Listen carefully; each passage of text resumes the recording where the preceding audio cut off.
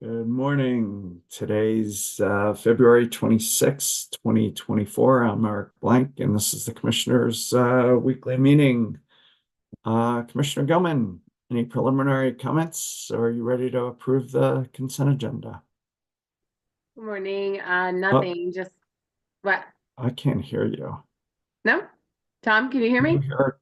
Commissioner, oh, geez. Yeah, I can hear you.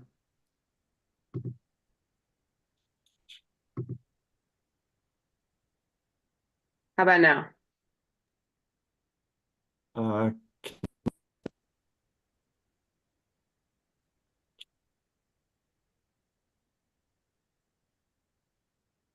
can you try again, Commissioner Gilman? Yeah, can you hear me? Can you Can hear me? Let you me hear call in. Commissioner I don't know Plant? what's going on? I don't think he can hear either one of us.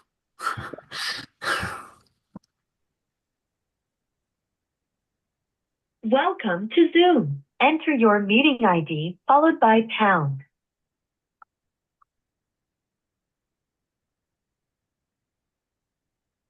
Enter your participant ID followed by pound. Otherwise, just press pound to continue. You are in the meeting now. There are more than 20 participants in the meeting. This meeting is being recorded. You are muted. You can mute or unmute yourself by pressing star 6. I'm good. Okay, I think we're getting some echo. Maybe you can mute your computer. Okay, can you hear me now? Yep, I can hear you now. Okay, good. Okay, I don't have anything to say.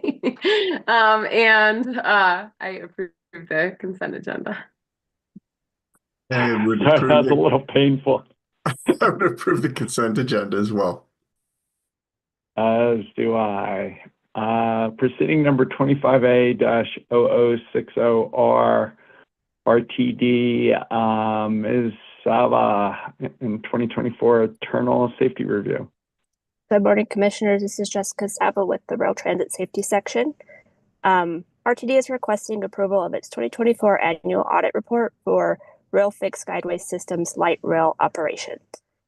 This report is required, and the report content is outlined in Rule 7351. The report includes a certification that RTD is in compliance with its commission-approved PTASP and provides copies of the RTD's internal safety reviews conducted during calendar year 2024.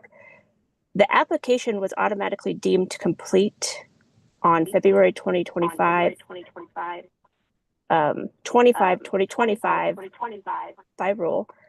There were no interventions in this matter. We'll pause if you have any questions. Commissioner Gilman. No questions. If you can go, why don't you go to your recommendation? Staff recommends the commission grant the application. Commissioner Gilman. I agree with the recommendation. Commissioner Plant. I agree as well. As do I, and that can be an ABC decision deeming it complete and granting it. Thank you, Ms. Sava. 23M-0217R. Ms. Sava, Ms. Terry, Ms. Whalen. Good morning. I'll start with the hazard report for quarter 4. On February 20th, 2024, staff submitted a summary report of 22 hazards involving RTD light rail vehicles and transit controlled property that occurred from October 1st, 2024 to December 31st, 2024. Staff's report summarizes the hazards reported and red signal violation. Staff provided an analysis of the RTD hazards.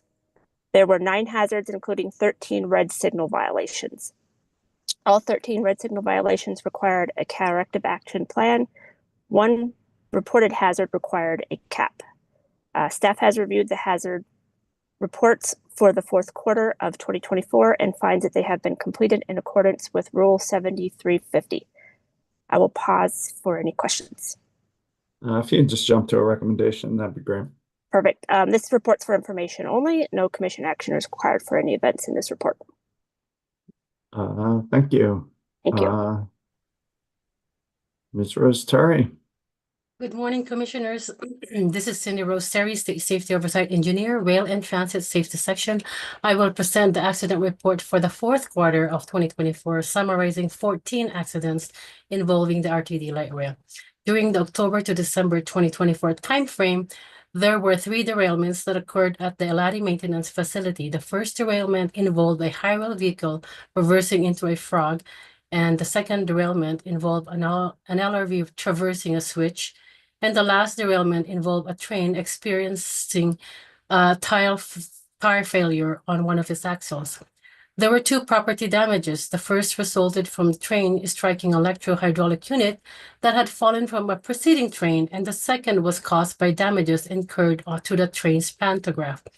3 serious injuries that necessitated medical transports occurred. The first involved a mechanic's hand caught in a wheel lath at the Mariposa Maintenance Facility. The second serious injury resulted from a mechanic being struck by malfunctioning equipment at the Eladi Maintenance Facility. The third serious injury involved a trespasser sitting on the tracks who was struck by the train. 6 at-grade crossing collision occurred due to vehicle failing to yield right-of-way to the train, 2 of which occurred along the Welton corridor, where 1 required medical transport for serious injury. The other 3 occurred in downtown, and the last one occurred in I-225 corridor that resulted to the train's derailment and transports of the 4 vehicle passengers, the operator, and the operator's trainee. Unless there are any questions, I will proceed with my recommendations. Now, if you could jump to your recommendation, that'd be great. Staff recommends that the Commission formally adopt the investigation report submitted by the Regional Transportation District Light Rail. Commissioner Gilman. I agree.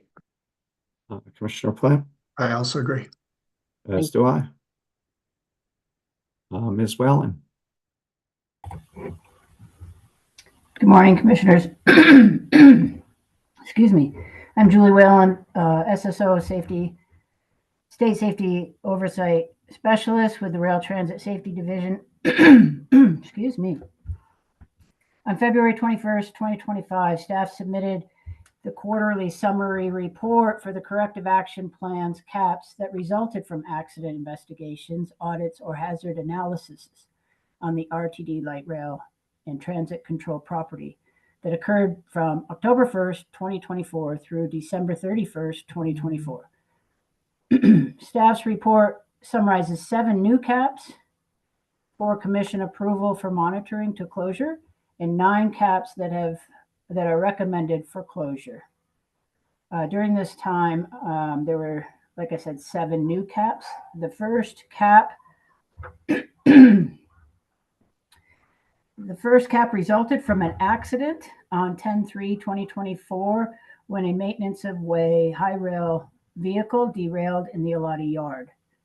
The second CAP resulted from an accident on 10/30/2024 when vehicle maintenance staff determined an LRV had significant damage due to electro-hydraulic unit and hydraulic line. The third CAP resulted from an accident on 11/16/2024 when an LRV was being operated inbound and it derailed over a switch. The fourth CAP, resulted from an accident on 11/18/2024 when an LRV was entering the Eladi yard and a wheel detached as it navigated through a switch, causing it also to derail. The fifth CAP resulted from an accident on 12/3/2024 when an electromechanic sustained an injury to his right hand. The sixth CAP resulted from an accident on 12/12/2024 when an electromechanic was struck in the head while attempting to realign a bent metal mounting bracket. The seventh CAP resulted from a hazard on 11/25/2024 when an LRV opened the door of a platform The doors were put on release to allow police to board the train, but without permission from control.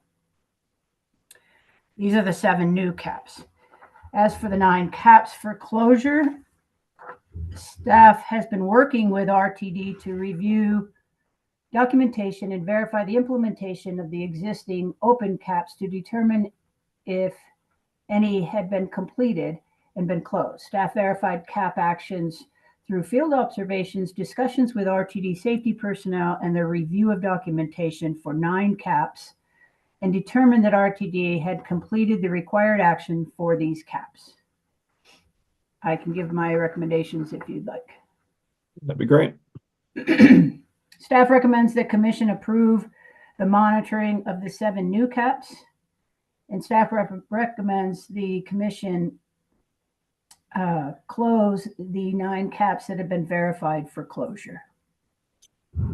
Commissioner Gutman, Thanks, Ms. Whalen. I agree. Commissioner Plant, I agree as well. as do I. And I don't know if you need an order, but it can be an ABC order if you do. Okay, thank you. Thank you.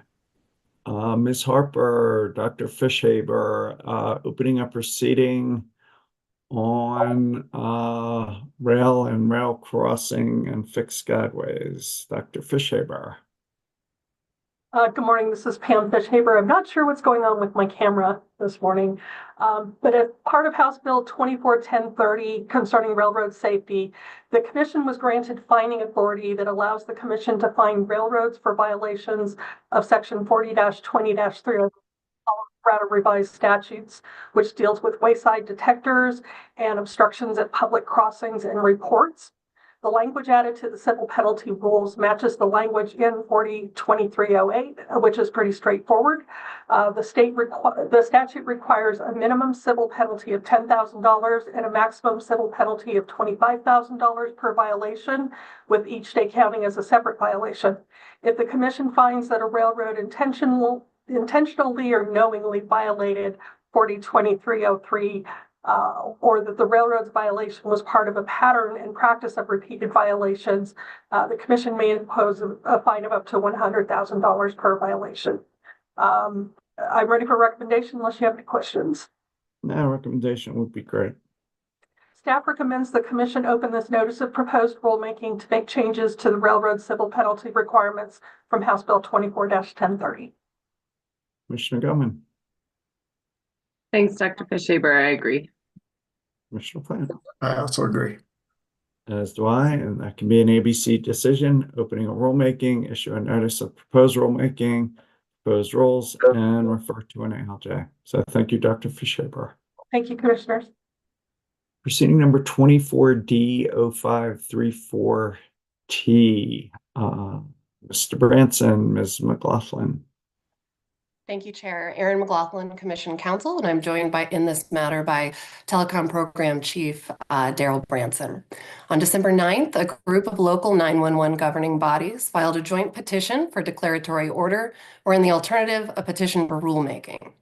By way of background for the public and your consideration today, the Commission sets the 911 surcharge at a rate calculated to raise the amount of money necessary to reimburse the local 911 governing bodies for the cost of purchasing tariffed basic emergency service from the state's sole operating basic emergency service provider, or BESP, CenturyLink. The Commission sets the necessary formula and processes directed by statute and rule, which is implemented in a process that starts in August and concludes by October each year.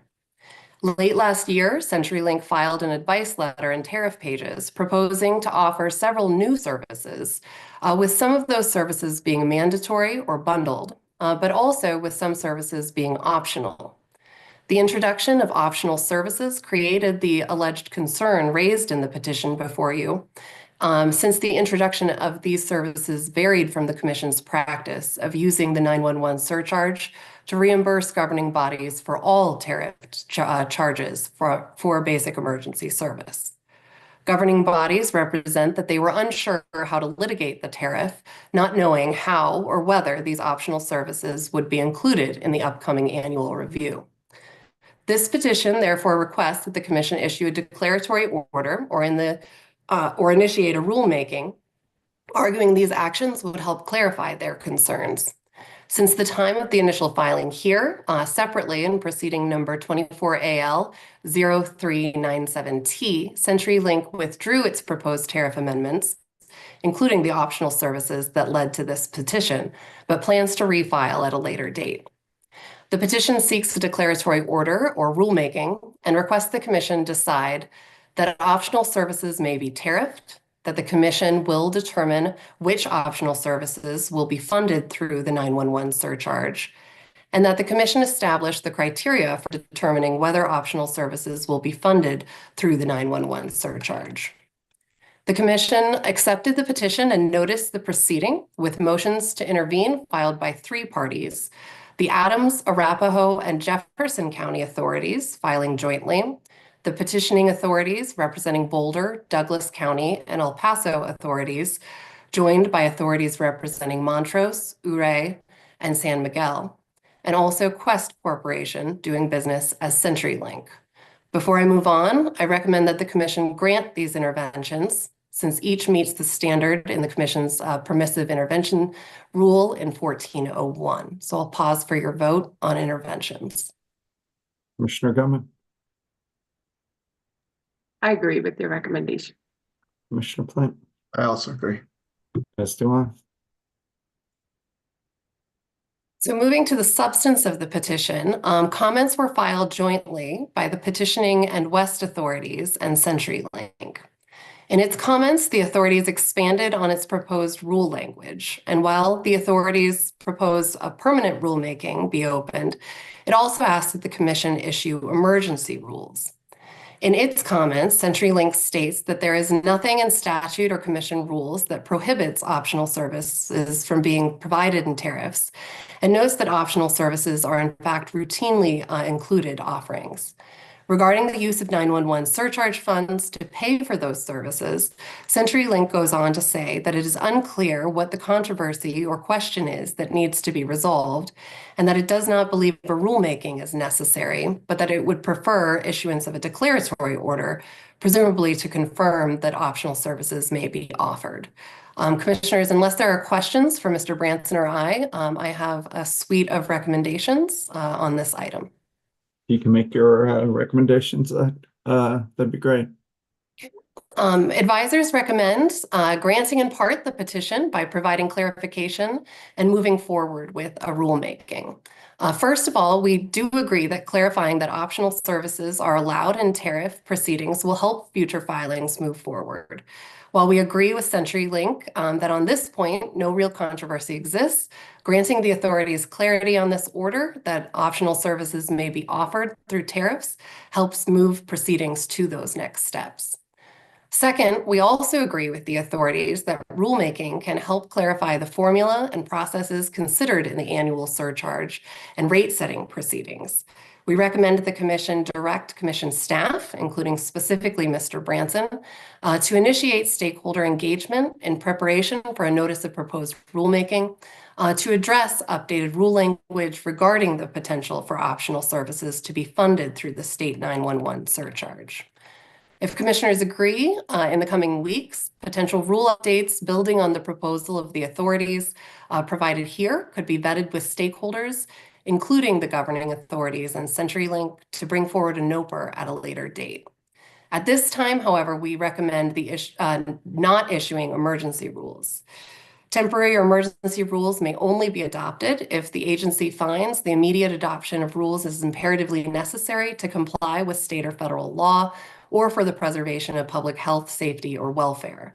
At this time, there is no current basic emergency service tariff offering optional services, given CenturyLink's recent withdrawal of the filing.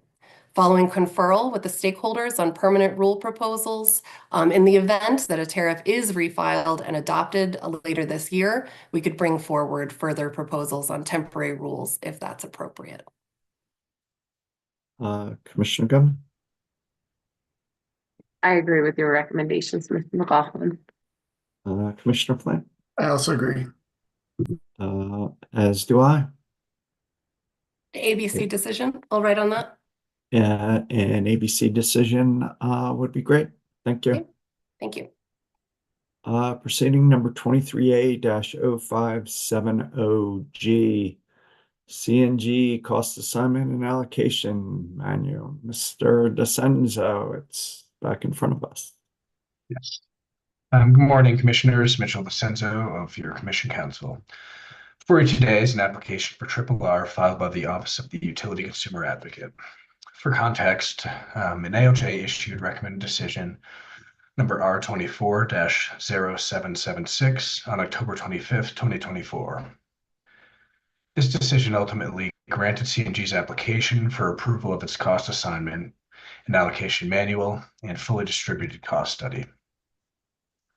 Staff and UCA filed exceptions, and the Commission decision granted in part and denied in part staff's exceptions and denied UCA's exceptions.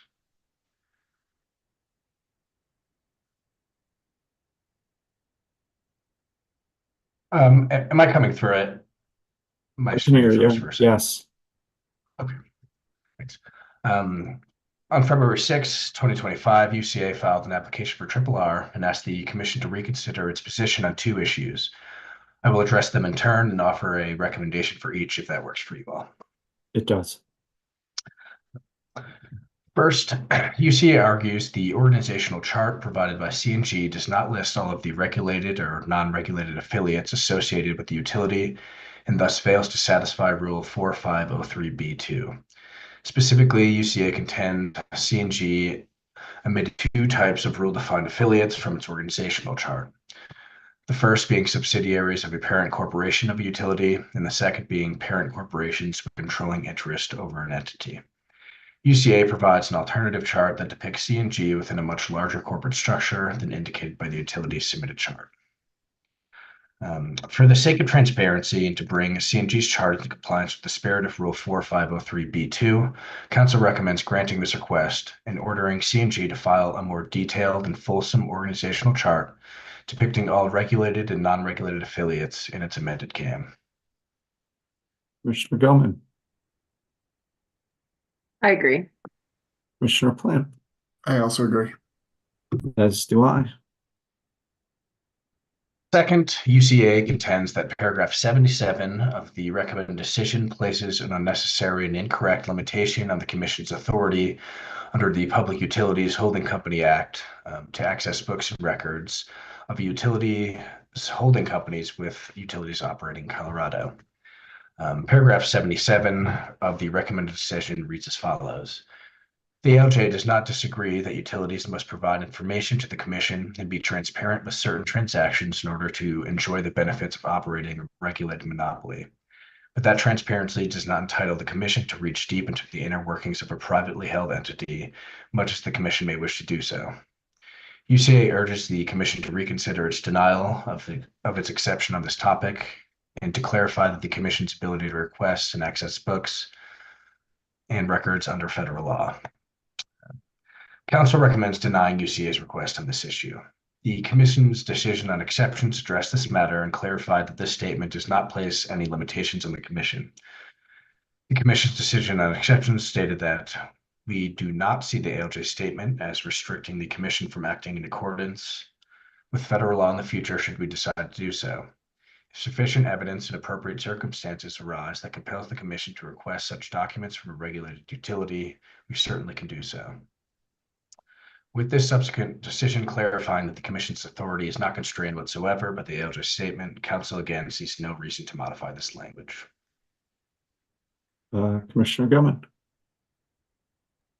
I agree. Commissioner Plant, I also agree. as do I, and that can be an ABC decision granting in part and denying in part the RRR. So thank you, Mr. DeCenzo. Proceeding number 24AL-0049G, Public Service Company of Colorado gas rate case. Ms. Harper, Mr. Davis. Good morning, Commissioners. Ruthie Harper of your Commission Council. This matter comes before the Commission for consideration of the following filings made by the Office of the Utility Consumer Advocate, or the UCA. First, the application filed by UCA on February 12th, seeking rehearing, re-argument, or reconsideration, or RRR of decision number C250050. And second, the motion filed by UCA on February 21st, seeking leave to respond to its RRR application in order to supplement that application.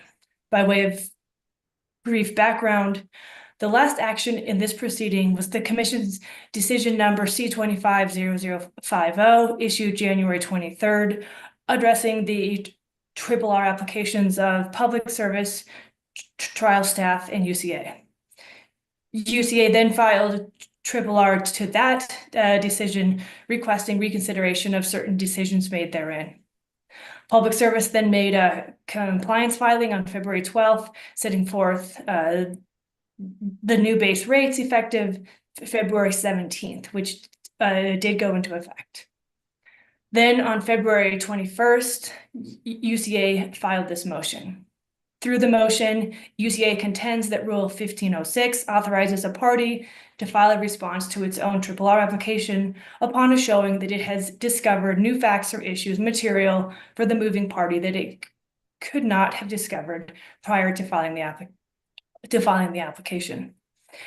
UCA contends it has discovered new facts or issues material to its application. Specifically, it contends that it learned that Public Service calculated the depreciation expense for the 2023 historical test year using the year-end or annualized amount rather than use of the 13-month average, and that the dollar difference of approximately $16.5 million is material. UCA indicates that Public Service opposes the motion and requested the following statement be included. Public Service opposes on the grounds that the motion to supplement is procedurally improper and that the information that UCA claims to be new has been in the case record in every Public Service 13-month average revenue requirement and associated model throughout the proceeding. Public Service further reserves the right to respond to and otherwise address the motion. For context, pursuant to Section 46.114, a party may apply for rehearing, re-argument, or reconsideration of a commission decision. The party must specify the grounds upon which it considers the decision unlawful. The commission may then reverse, change, or modify its decision if it appears the original decision is in any respect unjust or unwarranted. Any decision that reverses, change, or modifies that prior decision may then be subject to further RRR for those decision points that were changed. And here, as noted earlier, UCA relies on Rule 1506B as the procedural basis for its motion.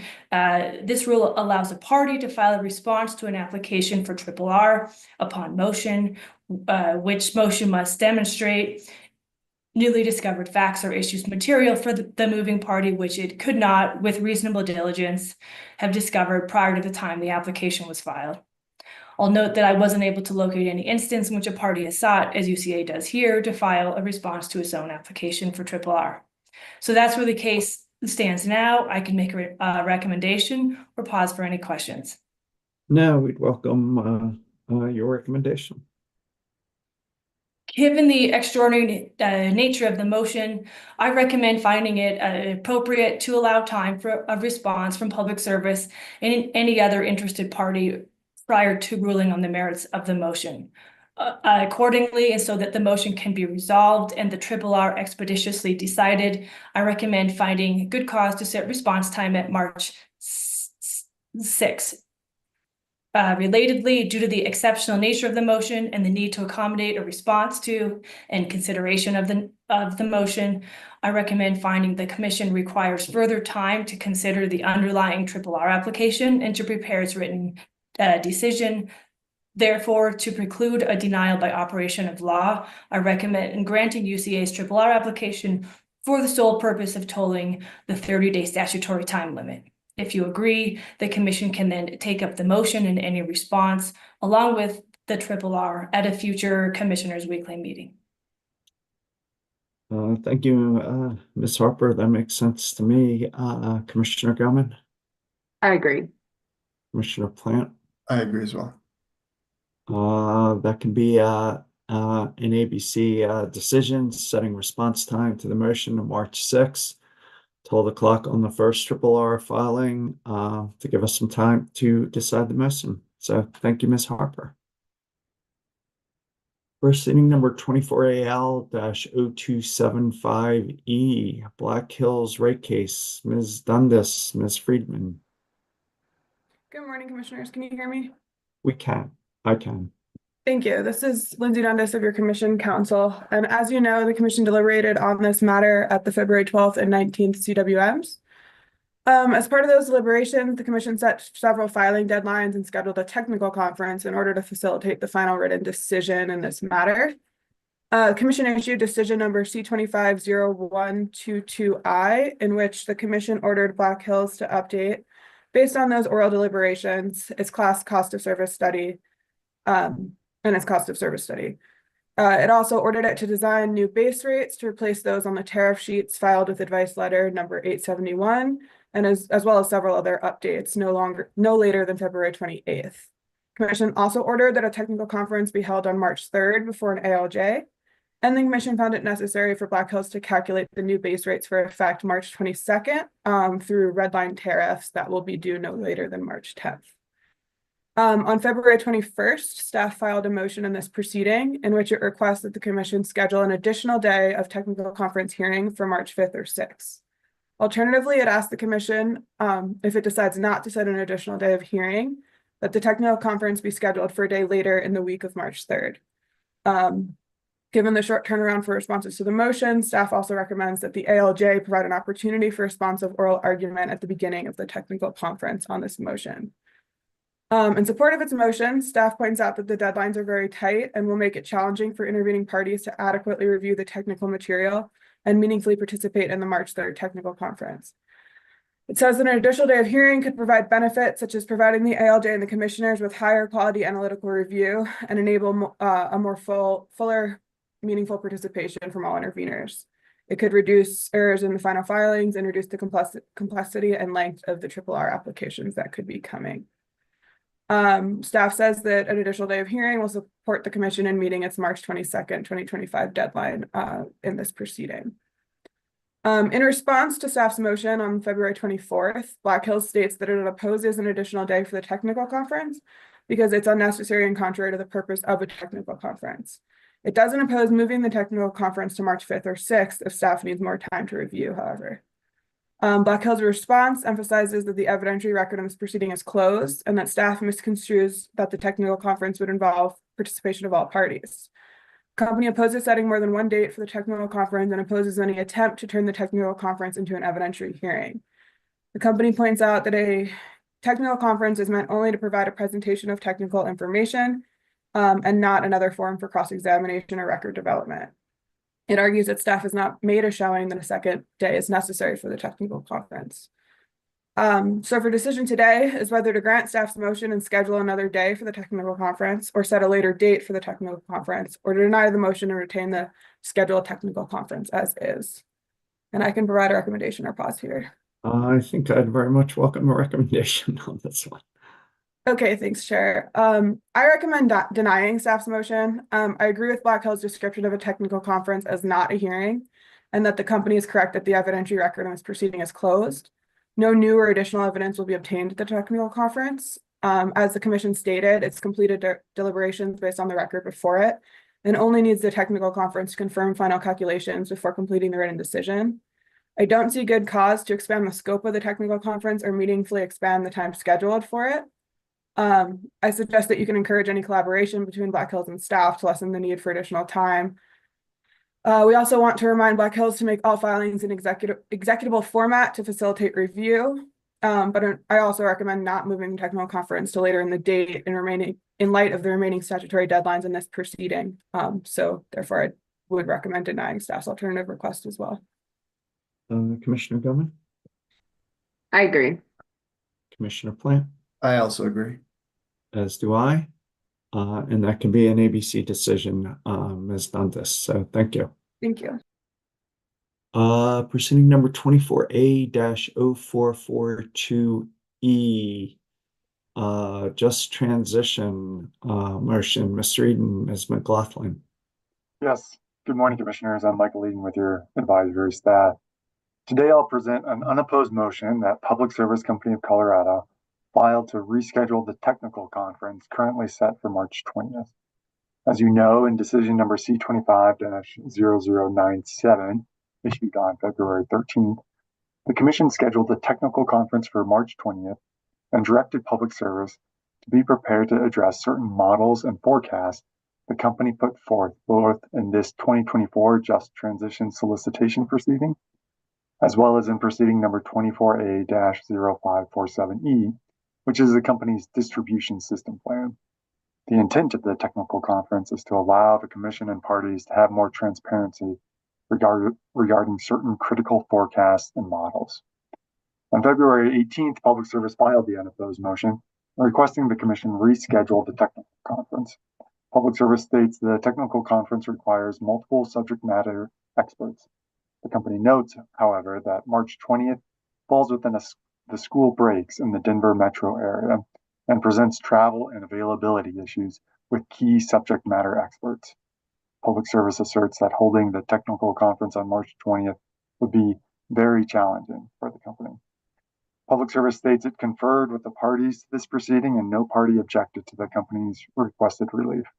Accordingly, the company asks the Commission to waive response time to the unopposed motion per Rule 1308 subpart C.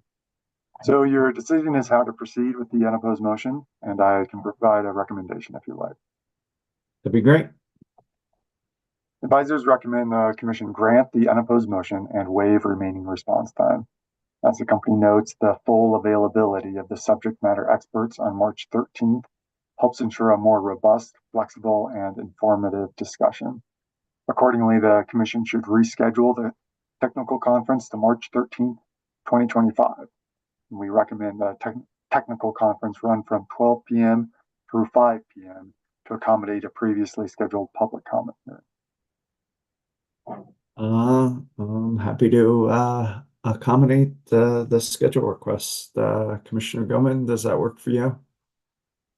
Yeah, I think that's reasonable. And one thing I want to continue to work on, Ms. Eden, as we get closer is just ensuring we have time to, ask all the questions that are needed, especially in the area of forecasting.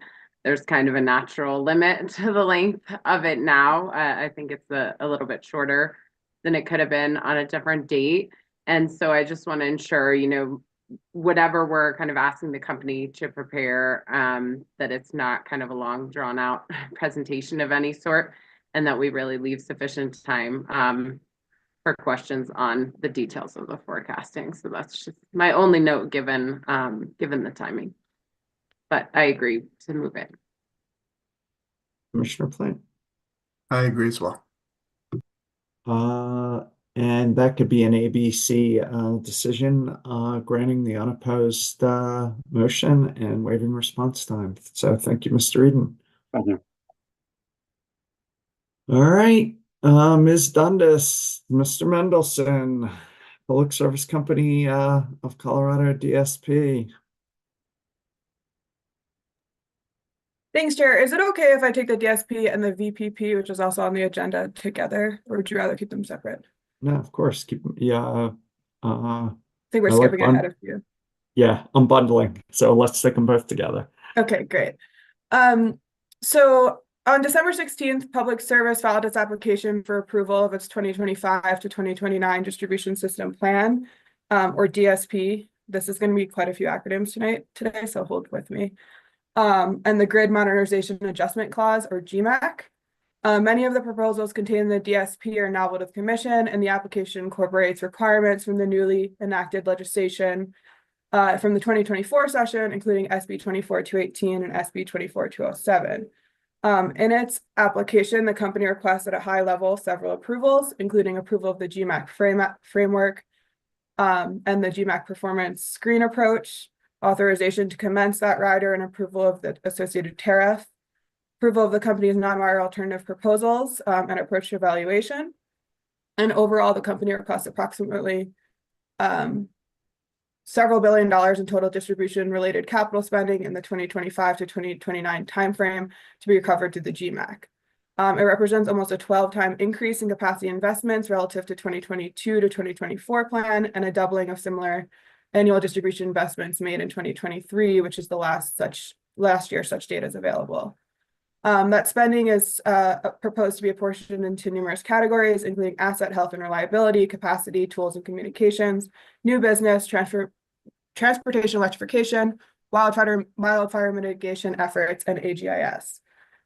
In this proceeding, by decision number C250057, the Commission required Public Service to file additional information before deeming the application complete. For that reason, the Commission has not yet addressed the pending motions, nor has it set a procedural schedule for this DSP application. The other proceeding I'm going to discuss today is proceeding number 25A-0061E, which is Public Services application for approval of an aggregated virtual power plant, or VPP, which was filed on January 31st, 2025. In that application, the company is requesting to spend about $78.5 million to acquire 25 megawatts of capacity per year for a period of 5 years of VPPs. This application was filed pursuant to Senate Bill 24218 and requires Public Service to file by February 1st, 2025, this application. The application includes a tariff for performance-based compensation for qualified VPPs, and pursuant to 40-2132.5, the company is required within its application to do, among other things, consideration of the roles that VPPs can play in modeling and meeting system needs in the resource planning process, and eligibility requirements for distributed energy resource aggregators, or DERs, and technologies. The company must also establish requirements for DER aggregators, including communication, dispatch, measurement and verification, and settlement of performance-based compensation. So far in this VPP proceeding, the Commission shortened intervention period by decision number C250085I, and also in that decision requested comment from potential interveners regarding whether the DSP and VPP should be consolidated into one proceeding. So with that background, I'll start by running through procedural decisions related to the DSP, except for scheduling, and then run through procedural decision points for the VPP. And then after that, the Commission can have a discussion on scheduling and consolidation together, consistent with the comments solicited by decision number C250085I and the Commission's interests. So first up is whether to deem the DSP application complete. As I stated in decision C250057, the Commission determined that more information was necessary before it could determine completeness for purposes of 46-1095. The Commission ordered the company provide information on several topics, including rate analysis, AD 760 hourly matrix, future planning scenarios consistent with SB 24218, and compliance with several Commission decisions regarding data delivery. On the 14th, the company provided information responsive to decision number C250557. So again, for a decision is whether to deem the application complete, Commission pursuant to Commission Rule 1303 and 3528B for the DSP. Yeah, for me, although I still have a couple of clarifying things and some supplemental direct, I appreciate the company's response, and I'd be ready to deem the application complete. Commissioner Gilman, where are you coming from on that? Yeah, I agree with you. And I think hopefully that technical conference will be a good opportunity to get some of those initial questions answered, but I agree with you. I think we've gotten to the threshold we can deem it complete. Commissioner Plant? I agree as well. Back to you, Ms. Dundas. So in addition to deeming it complete today, I recommend that you state in the decision that the application is deemed complete as of today's date, February 26th, so that the 250-day clock begins running pursuant to statute. And then also I'd recommend discussing or taking a vote now on whether to keep this proceeding in bonk. Yeah, I'm ready to deem it complete today. I think we did. And I'd very much like to hear this one on bonk. Commissioner Gilman? I agree on both counts. Commissioner Plant? As do I. Ms. Dundas? Thanks, Commissioners. So next matter to address is the interventions received in the DSP. The Commission received timely interventions of right from CEO, staff, and UCA. Commission also received timely motions for intervention, none of which are opposed. The motions included 2 from municipalities, Boulder and Denver, 4 large customers or groups that represent energy consumers. Those include CEC, Holy Cross, the Eastern Metro Business Area Coalition, and Tesla. We received interventions from 3 environmental nonprofits. That's WRA, the Interstate Renewable Energy Council, and then SWEEP and NRDC jointly. 1 renewable energy provider, which is an independent power producer, Pivot Energy. 1 organization that represents various energy management companies, which is Mission Data Coalition. And then 1 collective intervention of trade associations that represent solar and other clean energy businesses. So for this proceeding, that would be COSICIA, Coalition for Community Solar Access, and Advanced Energy United, which are collectively coining themselves the Associations for Clean Energy. So for decision is whether to grant the permissive interventions and acknowledge the interveners of right, and I can provide a recommendation if you like. Sure, but I think I can guess it. Okay, well, each party has demonstrated to council a pecuniary and tangible interest in the outcome of this proceeding, as well as none of these interventions being opposed. So I recommend allowing the interventions of each party and acknowledging the interventions of right. Commissioner Gilman. I agree. Commissioner Plant. I also agree. As do I. Thanks. I'll now quickly move through some various motions filed in the DSP so far. You just granted the intervention of Interstate Renewable Council, or IREC. Concurrent with its motion for intervention, IREC filed 2 motions for Pro Hoc Vice admission for Sky Stanfield and Seth Goldman. Both attorneys are in good standing with the state of California and list Michael Hyatt of Earth Justice as their Colorado sponsoring attorney. Under Commission Rule 1201A and Colorado Rules of Civil Procedure 205.4 and 205.3, to appear pro hoc vice before a state agency and out-of-state attorney must file a motion with the relevant agency, file a motion with the Colorado Office of Attorney Registration, pay a fee, and designate an attorney who is licensed in Colorado, and then receive permission from that agency. On February 3rd, the commission received notice that both attorneys paid their fees with the Office of Attorney Regulation.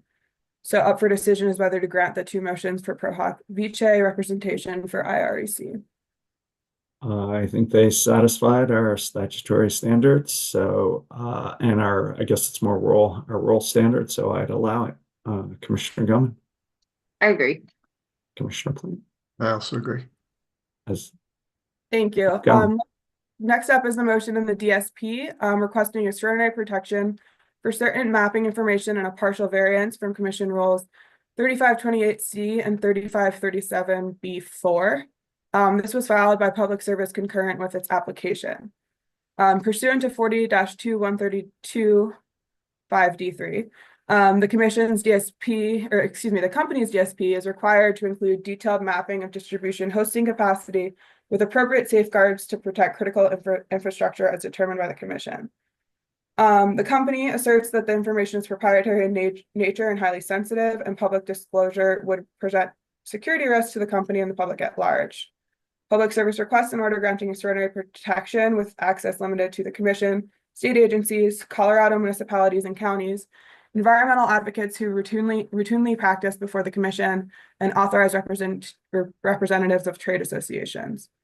The company proposes that secure access will be provided through an ERSI or ArcGIS online interface if the authorized party has or obtains that platform, or alternatively through company facilitated viewing. Public Service also in this motion requests a variance from commission rules, which provide that a utility shall file its phase 2 DSP plan within 100 days of the commission's final order in phase 1 of the proceeding, and then a similar rule with respect to timing for the independent evaluator report. In their respective notices of intervention, both staff and CEO request that the commission delay ruling on the variance motion until the end of phase 1 or at least later into the proceeding.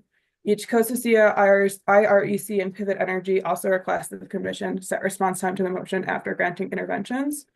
So for decision is whether to grant the motion now or set response time to the motion. If you could give us a recommendation, Ms. Dundas, I think that'd be great. Yeah, I recommend setting response time to the motion to March 10th, 2025. I think it's appropriate to delay ruling on the motion until at least all parties grant an intervention in the proceeding have had a chance to weigh in. I also recommend requesting that the company either update its motion or file a response to this decision, or somehow some other procedural matter to indicate which specific parties the proposed be allowed access now that the parties to the case are established. It's not clear to me who are routinely practice before the commission and are authorized representatives of trade associations. Makes sense to me. Commissioner Gilman, I agree. Commissioner Plant. I also agree. Thanks, commissioners. I think I'll turn it over to Mr. Mendelson now to discuss ordering supplemental direct in the DSP proceeding. Okay. Mr. Mendelson, maybe I'll go first and then go through the commissioners and then turn it back to you. But if you want to frame the discussion or however you wish, that'd be great. You're backlit. You're in the darkness, sir. I don't know if that helps. Well, good morning, commissioners. I'm Mike Mendelson of your advisory team. I just wanted to acknowledge that the company did provide a fair amount of information through their completeness filing, and but the advisors suggest a range of questions under supplemental direct. But I'll turn it over to you, Chair Blank. Yeah, if you don't mind, let us go first because I don't know where Commissioner Gilman and Commissioner Plant are going. I do know where you're going.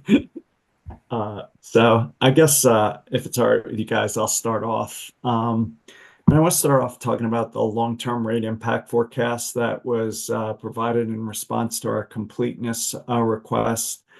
More specifically, it's hearing Exhibit 109, Attachment 1 at page 96. There's a graph showing residential rates going up by roughly 25% from 2024 to 2027, or more quickly than inflation. Starting in 2028, however, the company shows that this rate impact curve starts bending, with residential rates increasing below the inflation rate. And that's seems to be driven by a residential sales forecast that's increasing at roughly 5% per year through 2044, based on electrification of both transportation in buildings, which increases the denominator of the rate calculation. This 5% growth rate as compared to historical growth rates of maybe 0.5% as shown in the JTS. Although I assume the parties will litigate this energy sales forecast to in full to better develop the record at this time, I'd still like to see a low energy sales forecast with a compound annual growth rate of 1.1%, which is the same as what we asked for in the JTS and is based on the commission-approved 2021 ERP sales growth projections. And this assumption is maybe double or triple the historical growth rates. Based on this internal alternative energy sales projection, I'd ask that the company run revised scenarios of its long-term residential and TCAD rate forecast model, assuming this low energy sales compound annual growth rate of 1.1% as the denominator for the rate calculation. As part of this revised rate forecast, I'd also like to ask that the company separate out behind the meter solar generation in the rate impact model and back these sales out of the denominator of the rate calculation, as I would not view them as revenue generating sales. Finally, I'd ask the company to provide an 8,760 matrix for total residential, commercial, and industrial sales in 2024, as well as residential, commercial, and industrial 8760 forecasts in 2030, 2035, 2040, and 2045. I'd acknowledge that the method the company used to create the 8760s in that hearing exhibit can't provide 8760s by customer class directly. But nevertheless, I'd still like an estimate, and this seems feasible that given that the company estimates for coincident peak demand by customer class for the long-term rate forecast, and that's on page 41. So I'd ask the company to provide these materials by March 7th COB so we can use them to prepare for the technical conference. And for me, these residential rate impacts are a critical factor in, balancing and understanding our decision. So it's important to me to get a full record as we go into these capital decisions. So, Commissioner Gilman, comments, concerns? You okay with that? I am okay with that. Do you have more? I do. I have Okay. I have Checking what we're I have doing. like 3 or 4. That's fine. I'm okay with that. Commissioner Plant? Yeah, I'm good with that too. All right. Second, can we pull up the graph of the peak day 2035 residential usage pattern that was prepared by our team and is a visual representation of the exact data as provided by the company? As you can see when this graph comes up, the company is assuming that both EV charging and beneficial electrification usage become concentrated late on the evening of the winter peak. Another graphic developed by Mr. Mino indicates that the hourly beneficial electrification peaks are primarily driven by water heating demands. Again, to help build a record and explore alternatives, I'd ask the company to flatten out the load shape. I'd ask the company to assume that in all forecast years, 90% of EV charging follows the managed future load curve shown in Figure 30 of Hearing Exhibit 105, Attachment DCM 9. Currently, the company assumes 45 to 85% of EVs, depending on the year, charge primarily in the evening, 6 to 12. This contributes to a high evening peak around 10 p.m. on the days of highest demand. As such, I'd like to explore an alternative looks at the results if we were able to better control EV load. I'd also ask the company to flatten out the water heating beneficial demand in this alternative analysis, assuming the company can effectively control when water heaters and other loads charge on peak demand days. As such, I'd ask the company to develop a load shape that optimizes water heater usage to flatten the peaks each day and modify the winter and summer peak demand load shapes in each forecast year based on these revised EV and water heater load control assumptions. I then request that the company rerun its distribution capacity expansion model using these flatter residential load shapes for both the summer and winter peaks. Finally, I'd ask the company to identify the individual projects in each planning region that drop out as the load shape is flattened, as generally described in Mr. Mino's direct testimony.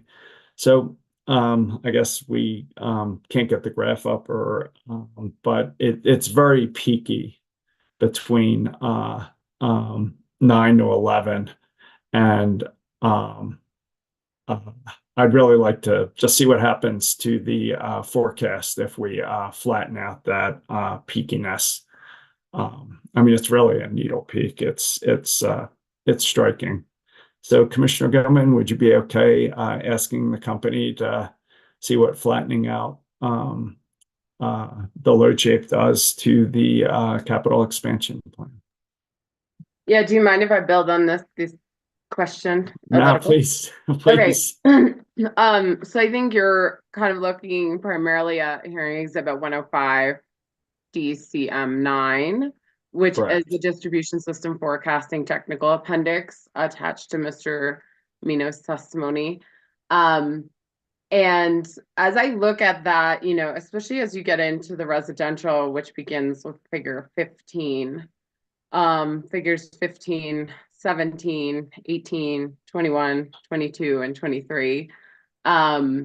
I think we would benefit from some explanation. I mean, you're kind of going at it and saying, I think more or less assuming these are the load shapes and how do we flatten them. I would like an explanation of why these are the load shapes. I don't see that in here. I'm unfamiliar, frankly, with a noon peak in water heating. I'm unfamiliar with a space heating load that simply escalates throughout the day without some sort of peak in the morning.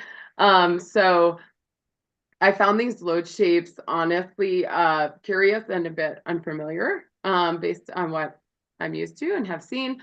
So as we look at, oh, that's your graph. Did you want to speak to it, Chairman, real Yeah, quick? I'm just I had to share my screen directly. Okay. So this is what this is what the load shape looks like, and this is just plotting the data the company gave to us. This is what the advisor team did. So I'm basically asking for the company to flatten it and see what it does, and you're asking for an explanation of why this is so peaky. That's correct. Why the loads look as they do. So we have like figures, say 15, 16 look at just the hours of a typical day, and they do a winter and summer comparison, showing water heating, space heating, and then dual fuel heating. And then as you go to figures 17, 18, and past that, it looks at an 8760 view, which also has a few discrete, very high peaks throughout the year that look atypical. So as I'm looking at that, just trying to understand, first of all, in these figures, I'll list them again, 15, 16, 17, 18, 21, 22, and 23, what the base data is that actually feeds into these load shapes and why those load shapes look the way they do. And then I think expanding that to really understand how the information presented in these figures is used in the larger peak load and energy forecast, including any variation that's applied in timing or coincidence of these peaks. You know, is this simply assumed this is the residential and we multiply it by 1.1 million?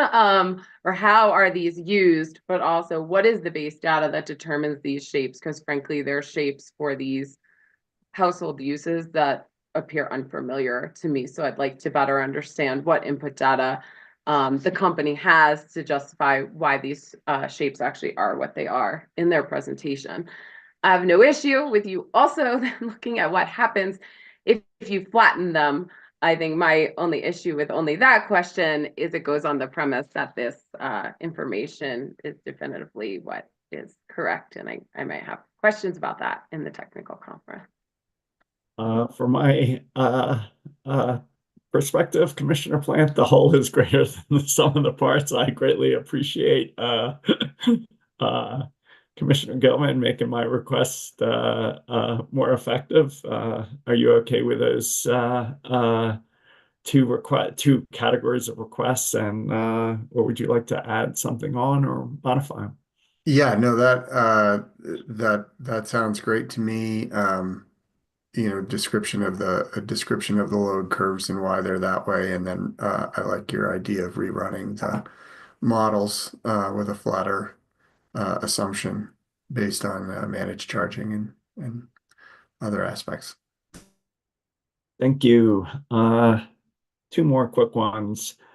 On the one more modeling request, in Ms. McDermott's direct testimony, hearing exhibit 104, page 27, and in the DSP plan at page 30, it seems as if PSCO, the company, is proposing to base its distribution investments on a goal of limiting the loading of individual feeders and other equipment to 75% of the applicable ratings.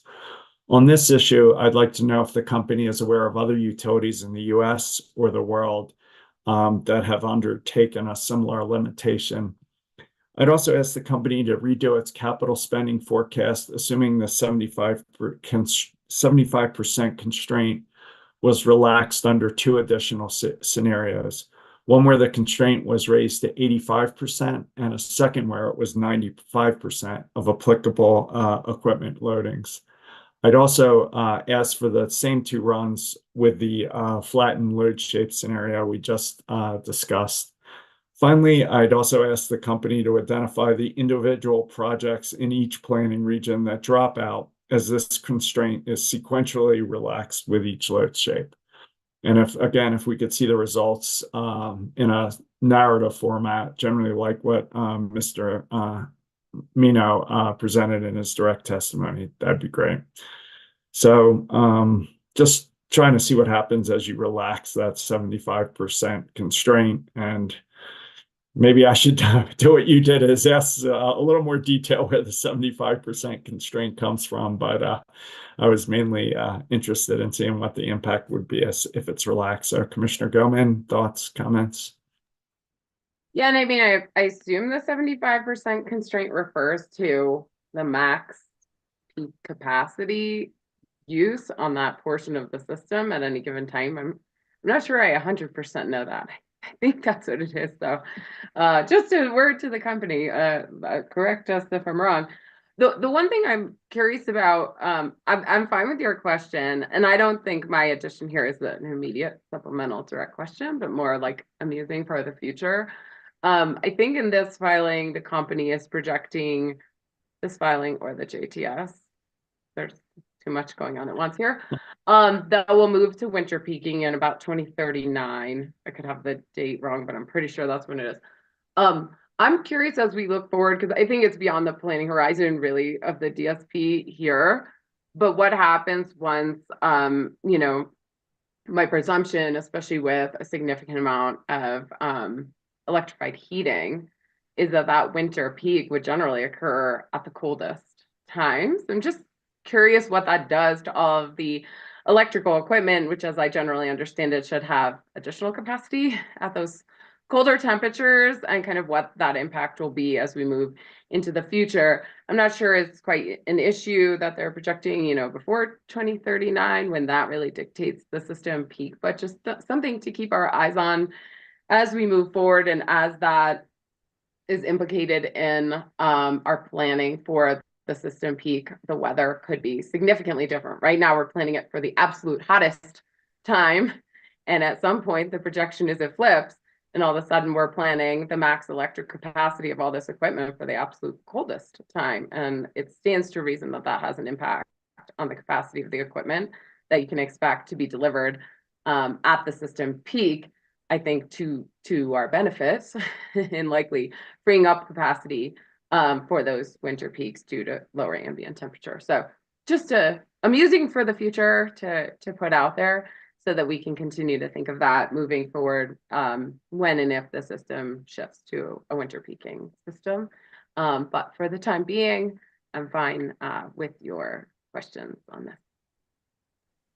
Commissioner Plant? Yeah, I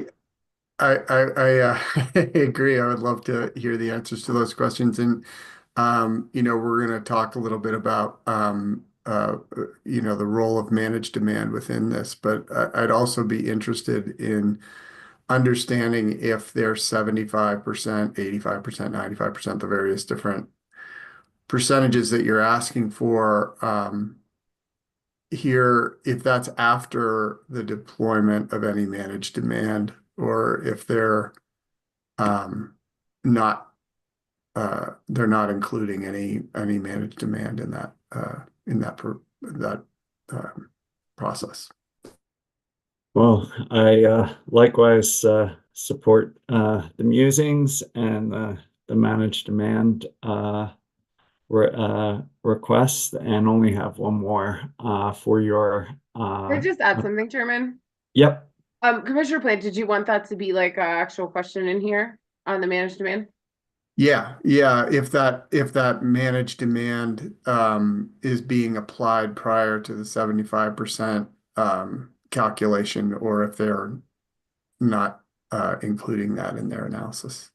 Yeah, and I think if I'm interpreting it properly, part of the basis of the question is, do they intend to manage demand to address issues on the distribution system, right, as well as the larger bulk system, or just larger bulk system? And maybe we work that in as you make the exact, but that's, I think, part of the real premise of the question is, will they be actively managing demand down to the distribution system level to avoid distribution system problems, or are they looking at it right now only as like a bulk system equation. Yeah, exactly. I mean, it is part of their phase 2 plan for the BPP, and I just don't know if they're including that in this projection. Okay, I so maybe we can hybrid those concepts. Yep, I support that as well. My last question is, my understanding is that the company has spent over 600 million on advanced metering equipment. And I'd just like to ask for a narrative description explaining how this data is being used in the distribution planning process. And if we're, given that we now have real time, real data, are we just relying solely on a probabilistic approach to forecasting demand? And more specifically, does the company's ADMS systems communicate directly with and incorporate the AMI data? So just how we're using the AMI data in our planning and operations, which is not transparent to me from this filing. So, Commissioner Gilman? Yeah, I'm good with that. And I think you pointed to kind of forecasting as the main place it could be used, and we want to understand, I would say also in identifying load shape, load end uses, customer identification for program targeting, to maybe just elaborate on the potential ways it could be used and the things we want to hear about if they are or are imminently planning on using it in those ways. Commissioner Plant, I agree. support the expansion. Yes. No, I agree with what you've laid out. That's all I have. Commissioner Gilman, any supplemental direct you'd like to see? Just a question. After we go around, are we gonna go to Mr. Mendelson for his Yeah, and then we can recommendation? go to him next if you'd Okay. like. No, I think I have just a few elaborations on a few of his, as I guess tends to be my primary role here. But I got This to time it changes. I got to my main question on an explanation of all those figures through adding to your previous question. So I don't have anything original to add, but I do have a few comments on some of Mr. Mendelson. Okay. Commissioner Plant, do you have anything? Well, yeah, I just wanted to ask specifically about load sear, and if there are ways we can integrate the load sear model with Encompass to ensure that we're maximizing the ability to manage load on the distribution system prior to making the bulk system investments. And it seems like they're using really two completely different projection methods, and it's not clear to me that they communicate with each other.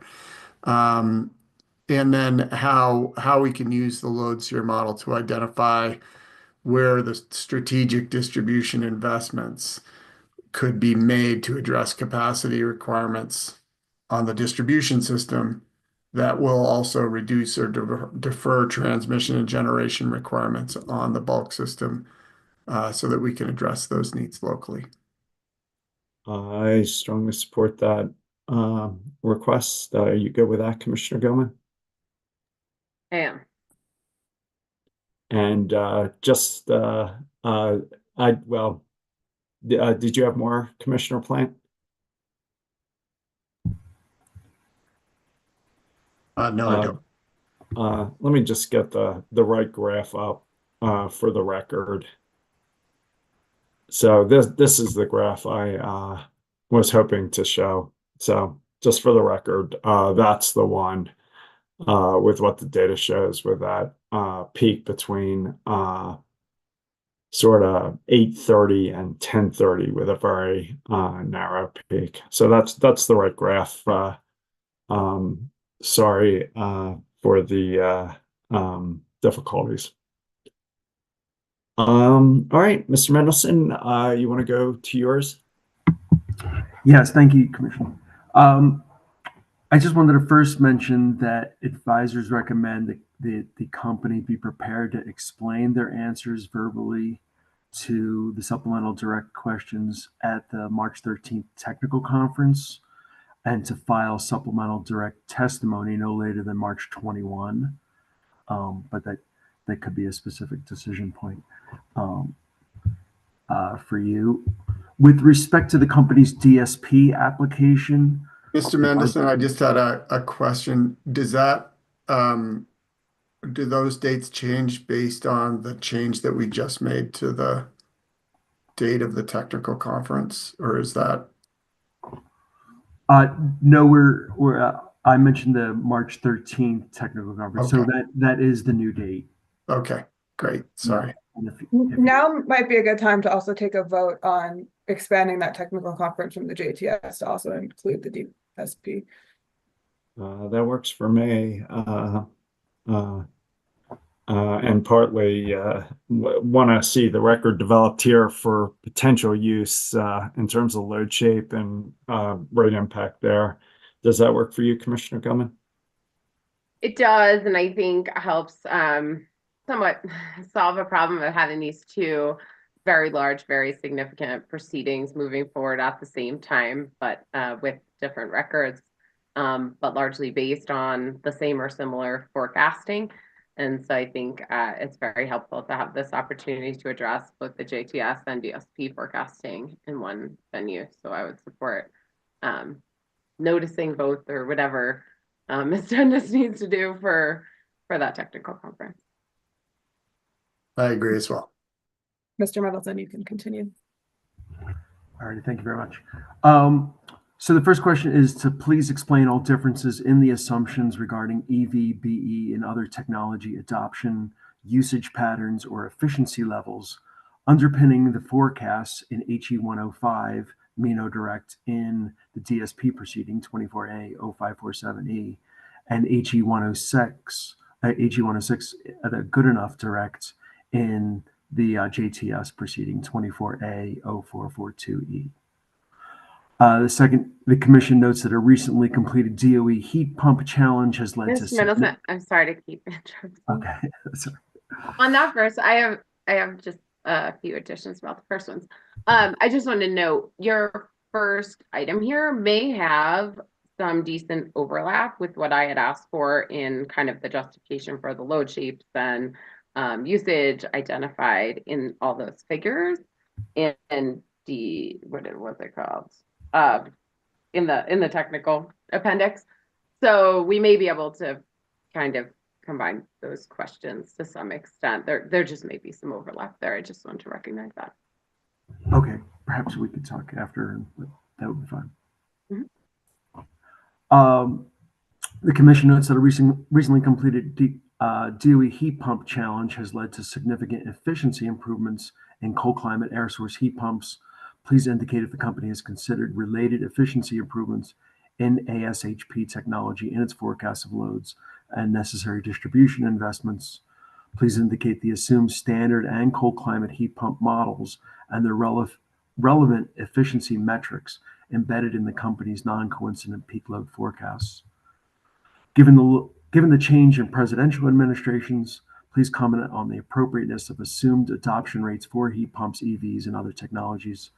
Please explain potential changes to the company's forecast, assuming the Inflation Reduction Act is terminated in 2025. Given the DERMS implementation pathway set forth in attachment ZDP 1, page 166, does the company anticipate consolidating VPP received solicitations through the JTS and through phase 2 of the DSP into the single vendor approach? Is the single vendor approach the same as or different from the DER aggregator model required by section 40-2-132.58? Please refer to Excel's distributed capacity procurement in Minnesota PUC docket E002 RP 2467. Indicate if the company evaluated such an approach in its current DSP application. The result of that evaluation is the company open to such an approach for phase 2 of this proceeding.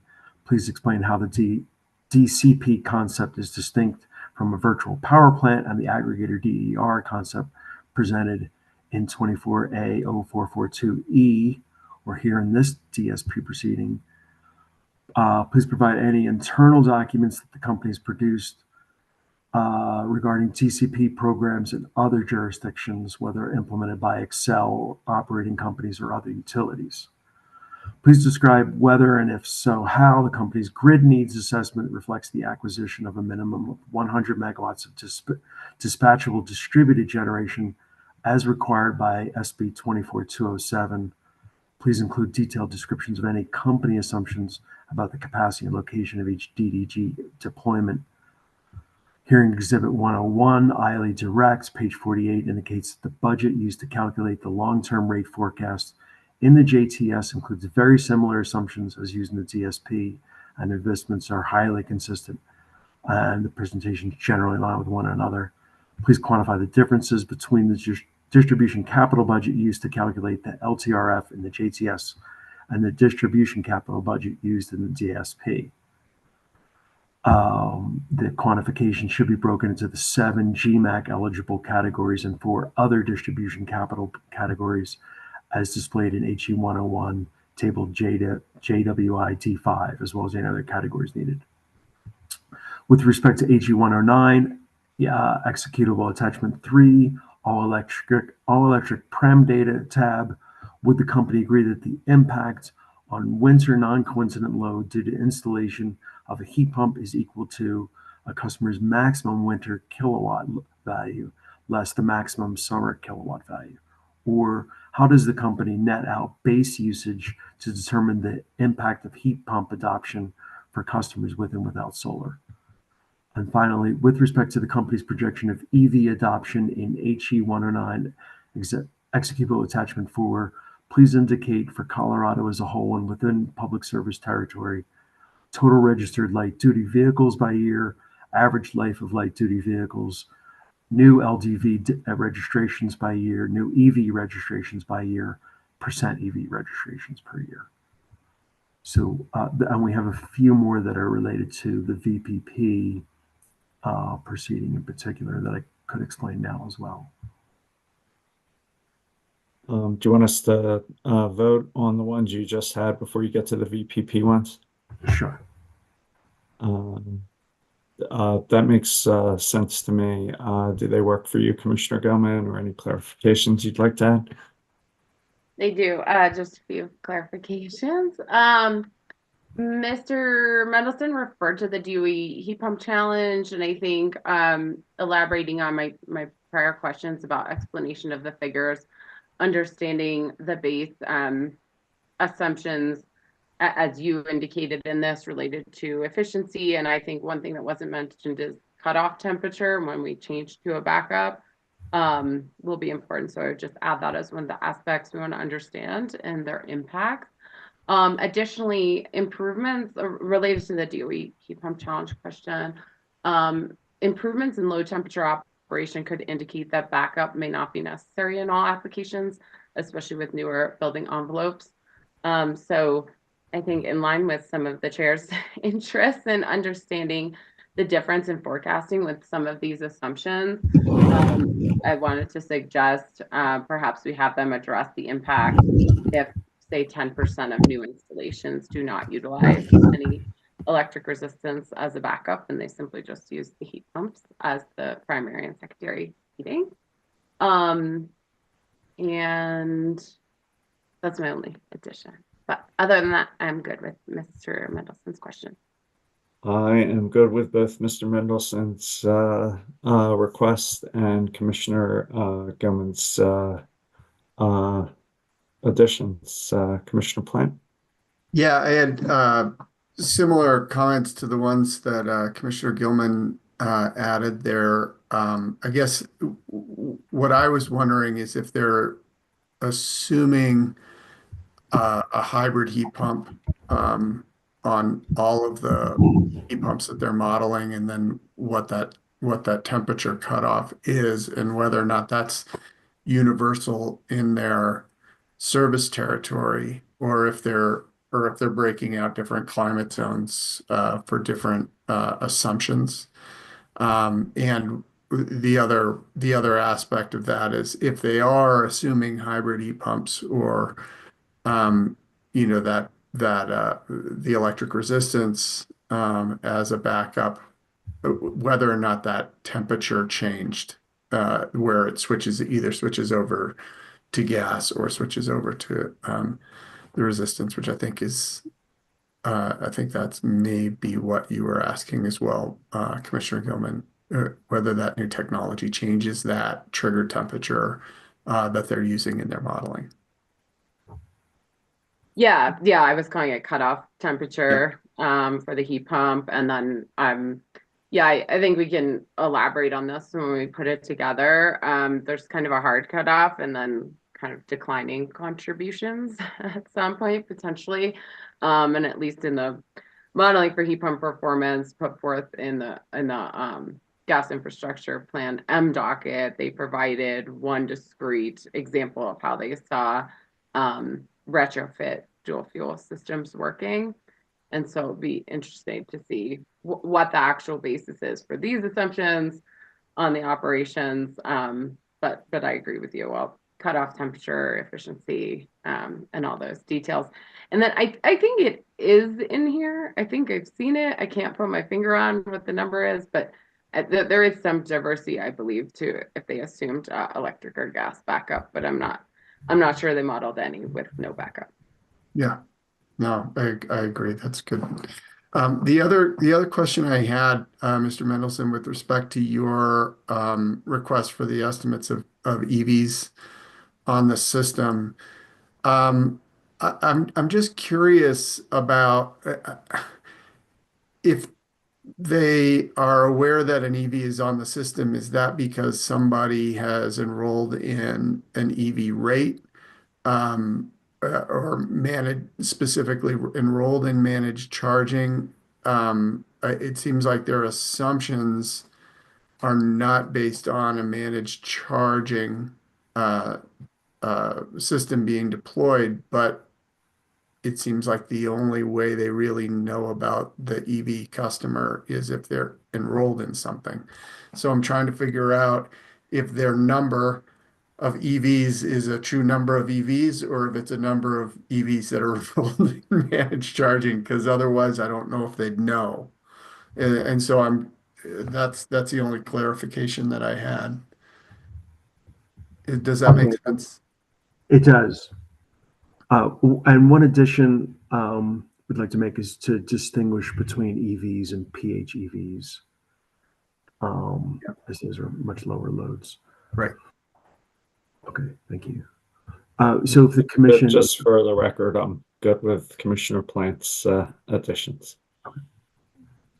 I'm good with that. I think there's so many things going on at once. I'm fairly certain that in the supplemental direct to the JTS they provided counts of EVs and indicated, I think their original assumption is 5% on managed charging. Just if I read that the other day, and then that grows over time. But yeah, that's sort of my question, is that if is their count just based on a modeling assumption, or is it based on actual enrollment?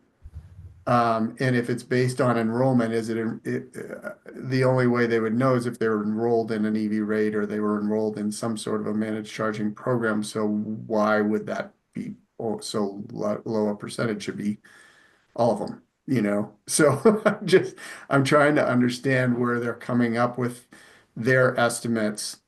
I guess the bottom line is if it's a modeled estimate and they're assuming only 5% enroll in some sort of a managed EV program, then we need to work on our managed EV program.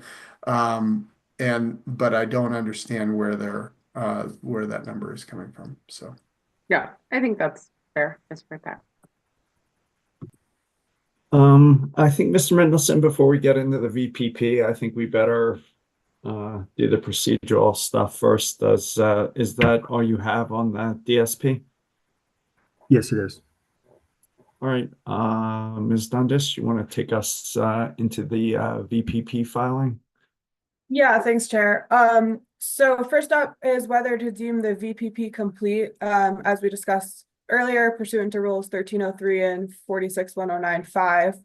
This application automatically deems complete, I believe, on the 28th, unless we take action prior to that date. 1303CI requires the commission to determine whether an application meets the application requirements prescribed by commission rule and decision.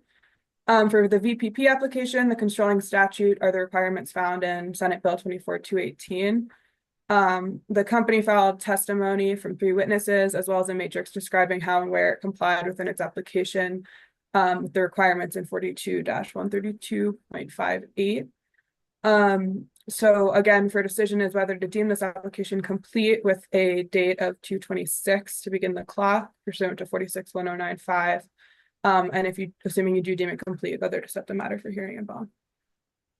Well, let's hold off the en banc one to decide whether we want to consolidate it or do something else. So let's hold off on that decision for now. But I don't have any concerns with completeness. Do you, Commissioner Gilman? No, especially given the record being developed everywhere. No, I don't. Commissioner I agree. Okay. So do you want to talk about where we hear it before we do? Well, go ahead, wherever you'd like to go, Ms. Dundas. Sure. Let's finish up the interventions and then we can address, as you said, how we hear it within the consolidation discussion. However, I'm not sure we'll come to a final decision on that today. So it may be that it's en banc, at least for the moment, and then referral can be considered later. Yeah, so let's do a vote to keep it en banc for now, at least through today, and then we'll see where it goes in the future. But I'm supportive of keeping it en banc now. Commissioner Gilman? I agree. Commissioner Plant? I also agree. So the next matter to address for the VPP is the interventions received. We received timely interventions of right from CEO staff and UCA pursuant to Rule 1401B. The commission also received timely motions for intervention from several groups or corporations for which the interventions should be reviewed pursuant to Rule 1401C. None of the interventions are opposed. However, I will note that they all came in Friday, so we are moving quickly on these. We received interventions from one municipality, which is Boulder, one group that represents energy consumers, which is CEC, 3 environmental nonprofits. For this case, that's WRA, CRESS, and Solar United Neighbors, 1 renewable energy / IPP, which is Pivot Energy, and then 3 collections of trade associations that represent solar and other clean energy businesses. Here, that will be COSA-SIA and the Coalition for Community Solar Access jointly, then Advance Energy United individually. Commission also received an intervention from Mr. William Althouse, who moves to intervene pro se. Mr. Althouse states he intends to represent his interest as a prosumer and as a potential member / owner of the Colorado Renewable Energy Cooperative, which is an renewable energy co-op that is in the exploratory / feasibility phase and is not currently an operating entity. He asserts that the proceeding will affect his tangible / pecuniary interest by impacting his decision to become a prosumer on an aggregated VPP, or may impact him as a potential CREC member / owner. Mr. Althouse states he's been involved in the DER design, installation, operation for almost 50 years and previously participated in the commission's M docket, in which it considered a VPP pilot 23M-0466EG, in which he participated as a representative of CREC. Mr. Althouse asserts that UCA does not adequately represent his interests because as a new participant class in the Colorado utility industry, prosumers are inconsistent with other classes of consumers represented by UCA. He asserts that as a prosumer and as a CREC potential member / owner of an aggregated VPP, he has a unique interest in the proceeding that is not represented by any other party. However, Mr. Althouse also states that he, like all other potential members / owners of CREC, are currently residential, agriculture, or small business customers of the company. So for decision is whether to grant the permissive interventions and acknowledge the interveners of right. And I have a recommendation if you'd like. Yeah, you can give your recommendation. I may not fully agree with it. Yeah, go ahead, give your recommendation, Ms. Dundas. Okay, pursuant to Rule 1401, a party must demonstrate a pecuniary and tangible interest in the outcome of the proceeding, and that no other party will adequately represent its interests. Pursuant to that standard, I recommend acknowledging the interventions of right and granting the interveners of the municipality group, the energy consumer groups, the environmental nonprofits, Pivot Energy, and the collection of trade associations that represent solar and clean energy businesses. Regarding the pro se intervener, the legal standard is as follows. A pro se intervener must demonstrate the requirements of Rule 1401, demonstrating a pecuniary and tangible interest in the proceeding, and also explain whether their interest is adequately represented by UCA or inconsistent with the classes of consumers represented by UCA. A pro se intervener must satisfy Commission Rule 1201, which permits a non-attorney to represent only their own interests or those of a closely held entity. Here the commission may grant or deny Mr. Althouse's motion. It's ultimately up to your discretion. But I do note that if the commission were to grant his pro se intervention, he'd become a full party to the proceeding and would be able to file testimony, cross-examine witnesses, and appeal the commission's final decision. He appears to have unique perspective in this proceeding and is clearly knowledgeable about the VPP industry. And I'd recommend you encourage Mr. Althouse's participation as an individual through providing fulsome comments. However, as a pro se intervener, I do not believe he's presented sufficient justification for his intervention, nor explain why UCA does not represent the interest of a prosumer. If the commission does deny the intervention, it can still entertain a late filed intervention with counsel for his entity, or as I state, encourage fulsome comments and participation that way. Well, I'm good with granting all the other interventions, so why don't we do that and then come to Mr. Althouse. Commissioner Gumman, are you okay with the other interventions? I am. Commissioner Plant?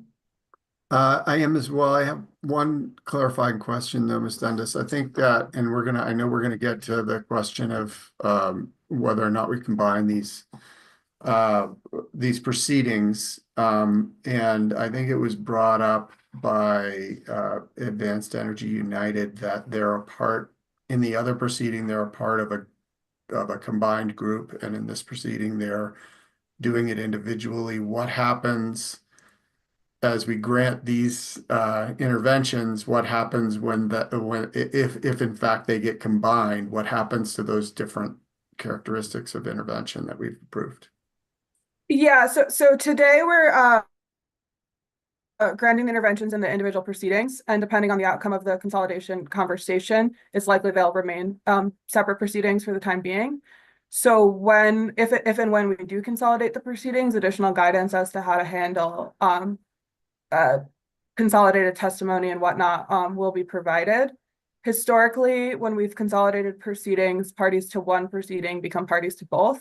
So as you note, there's a group of the solar industry trade associations that intervene in the DSP as one motion for intervention, and here want to participate separately. I don't see why that will be a problem, and we can explicitly note if and when this occurs that they can file testimony on discrete issues how they see fit.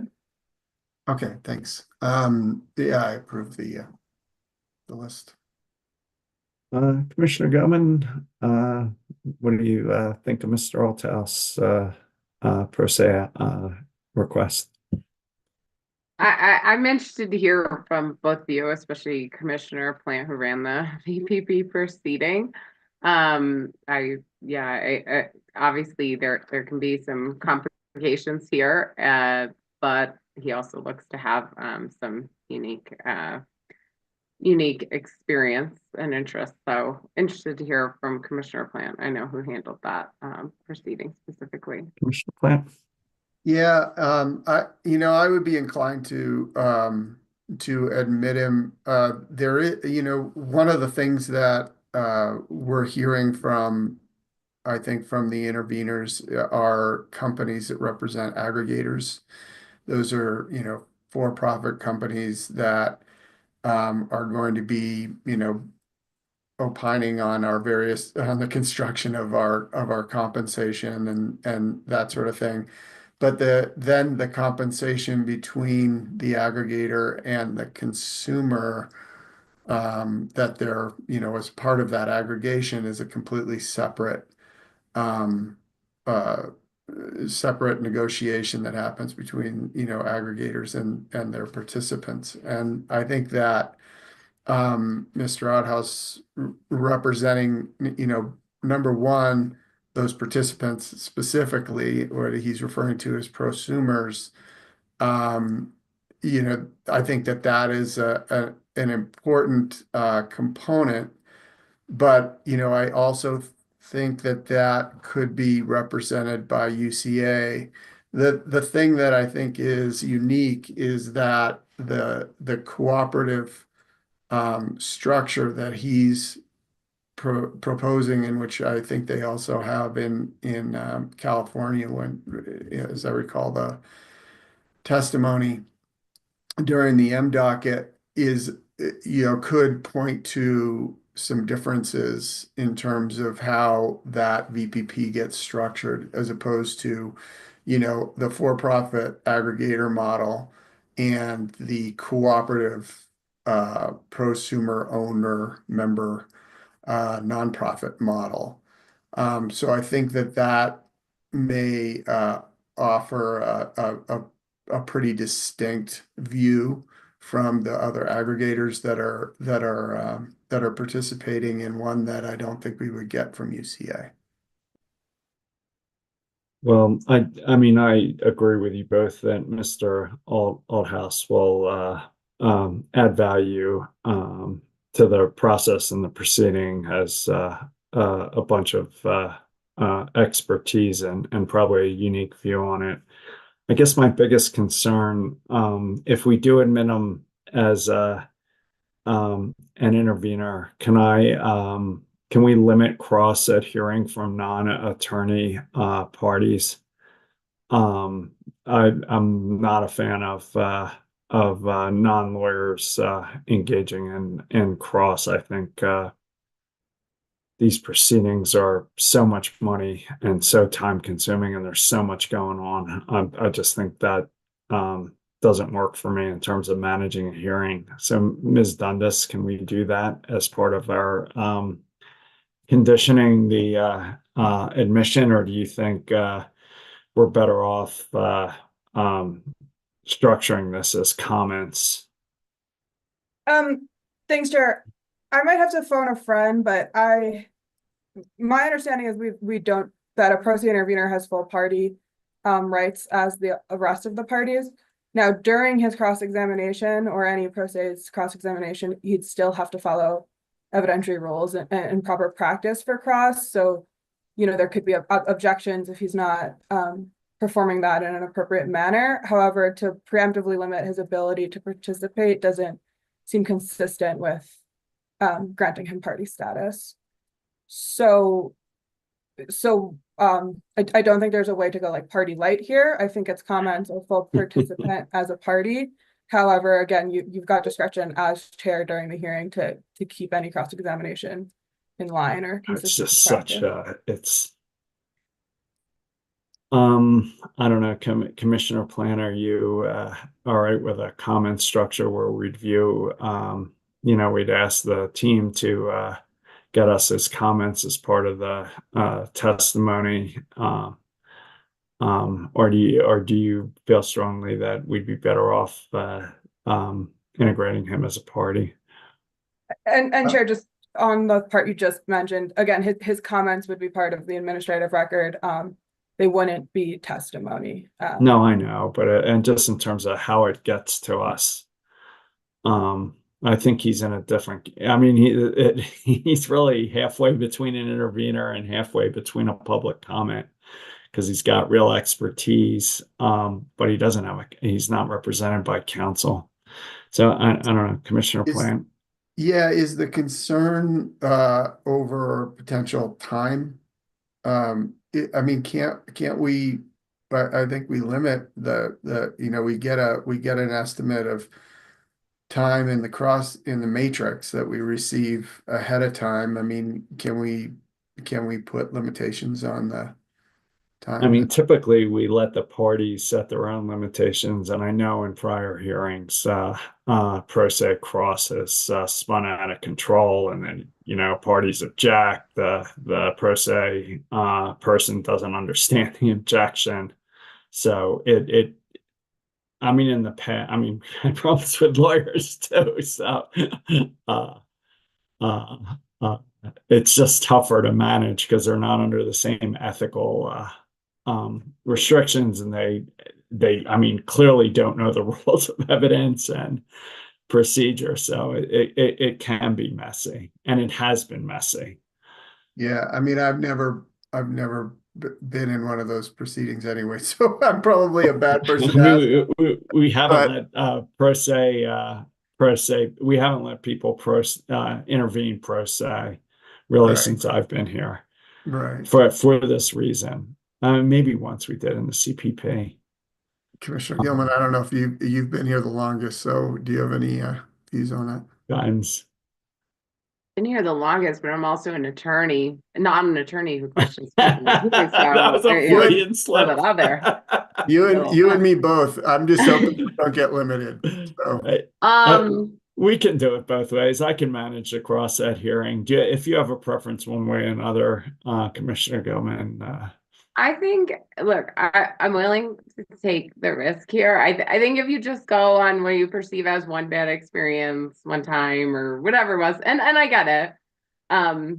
There could be more difficulty in managing this, but I think that doesn't mean we never try it when someone has some demonstrated experience that might benefit. And one thing that I think is important here is that VPP is kind of such a newer emerging area that additional expertise here is very helpful, as Commissioner Plant said, especially in different models, to be able to see kind of different angles on how this should be implemented. So I'm willing to take the chance and volunteer you to help manage the hearing. I think with the express concern and very sincere hope from the commission that this is very well managed and handled by the pro se intervener, which I think would go a long way to improving the commission's comfort with pro se interveners in total. All right. So I think there's a 3-0 vote. Ms. Dundas to let Mr. Althouse in as an intervener. If you could ground that vote in the sort of evolving nature of VPPs and the need to bring in new expertise, which is sort of what we did in the wildfire mitigation plan, where we found a way to expand our adjudication to include new viewpoints. So I like grounding it that way, and just say we have concerns about how cross and other issues are handled by a pro se party. So we'll go down the path, but if you can draft the order accordingly, that'd be great.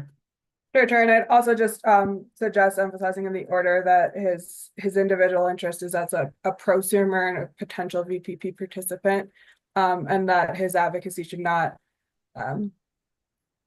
Stray. expand into UCA's territory either. All right. As a typical consumer. Okay, so we've gotten through the VPP interventions. There's also one motion that's pending in the VPP, which is a motion from the company for extraordinary protection for, quote, proprietary, non-public, commercially and otherwise highly sensitive vendor pricing and cost estimates associated with the VPP application. This includes, but is not limited to, the work paper supporting attachment DEE2 and the direct testimony of company witness Deborah Irwin, which presents the proposed budget for the first 5 years of the VPP program. Public service requests the commission issue an order limiting access to commissioners, its advisors and counsel, the ALJ's, commission trial staff, UCA CEO, and their respective counsel. Company claims that this information is highly confidential because disclosure could harm the company's competitive position as it relates to negotiating and implementing vendor solutions for the AVPP program, potentially raising costs to the program and in turn the services provided to the company's customers. So for decision here is whether to grant or deny the motion now or set response time to the motion. If you can give us a recommendation, that'd be great. Yeah, I'd recommend setting response time to this motion to March 10th. I recommend delaying ruling on the motion until all parties granted intervention today have had the chance to weigh in as they see fit. That makes sense to me. Commissioner Gilman, I agree. Commissioner Plant. I also agree. Thanks, Chair. So I think I'll turn it over to Mr. Mendelson for discussion of VPP supplemental direct, and then we can finish up with the discussion on scheduling and consolidation. Mr. Mendelson. Yes, Commissioners. So we have the advisors suggest a few questions with relation to the VPP filing. First, excuse me, please refer to HE 102 in 25A 0166E, Table ZDP2, which indicates the number of feeders and banks eligible for a distribution capacity value payment. Please confirm that eligible feeders and banks in this table only refer to existing infrastructure and do not include any additional feeders and banks planned through the DSP application. Please update the table in this, update the data in this table if the Commission decides to consolidate the DSP and VPP dockets. Does it potentially include all incremental infrastructure referenced in figure ES6 of HE 101 of the company's DSP application? Second, how would the company treat the AVPP bid that aggregates customer participants located in feeders and banks that are both eligible and ineligible for the distribution capacity credit? Does the company intend to reserve any portion of the VPP program budget or capacity exclusively for third-party aggregators? And if so, what portion would be reserved for third-party aggregators? Commissioner Gilman, you okay with that? I am. Commissioner Plant. I am. I think you got the preceding number. I think you mentioned 0166E. It's 06. What is it? I can't remember. It's different. You're right. Thank you. Yes, it's 00618. Yes, I was going to be very impressed if you pulled that out of a hat, Commissioner Plant. So, but even so, well done. I'm good with it as well, Mr. Mendelson. Great, thank you very much. I think I can turn it back to Ms. Dundas now. Just one second. Commissioner Gilman, Commissioner Plant, did you have any supplemental direct in this case? I don't. I don't have any addition. I did have a couple things. I was wondering, we're basing a significant component of the value of participation in the VPP on capacity expansion investment savings in the DSP. They broke out the different components. And I was wondering how that then compares with the DSP and the investment that's being proposed within the DSP. My concern is whether or not we're doing basically a double counting of capacity expansion costs if we're including both that in the payment to participants in the VPP and in the costs that are associated with the DSP filing. And if not, can the company provide scenarios of VPP deployment and the payment system that reflects the cost going into the VPP and that then being reduced from the necessary investments in the DSP? I'm fine with that question, Commissioner Gilman. I agree. And then the other question I had was whether or not the payments that are a part of the VPP structure, does that represent some sort of a discounted value of offset costs? So, for example, if you have as a component of your VPP payment $1 of transmission savings, is that 50% of what the cost would be, so that we're actually investing in, when we're investing in a VPP payment, we're actually getting a net savings to the ratepayers as opposed to that additional cost? Or is it just what the cost of the offset is? I was unclear in their testimony if where those numbers came from. I'm good with that question too, Commissioner Gilman. I agree. Great, thank you very much. The last thing I would say is, and you mentioned the DCP distribution capacity procurement in the last one, and I think you mentioned the DCP and the VPP. I had kind of the same question here, and maybe it's in both places, but how they might manage both a VPP program on a distribution system where they had distribution capacity procurement specifically to alleviate capacity congestion, and whether they would integrate that into one system or if they would operate those in a separate, whether they would operate those separately. Also good with that question, Commissioner Gilman. I agree. If I could ask a clarifying question, Commissioner Plant, I'm sorry, were you referring to the DCP that Excel is operating in Minnesota?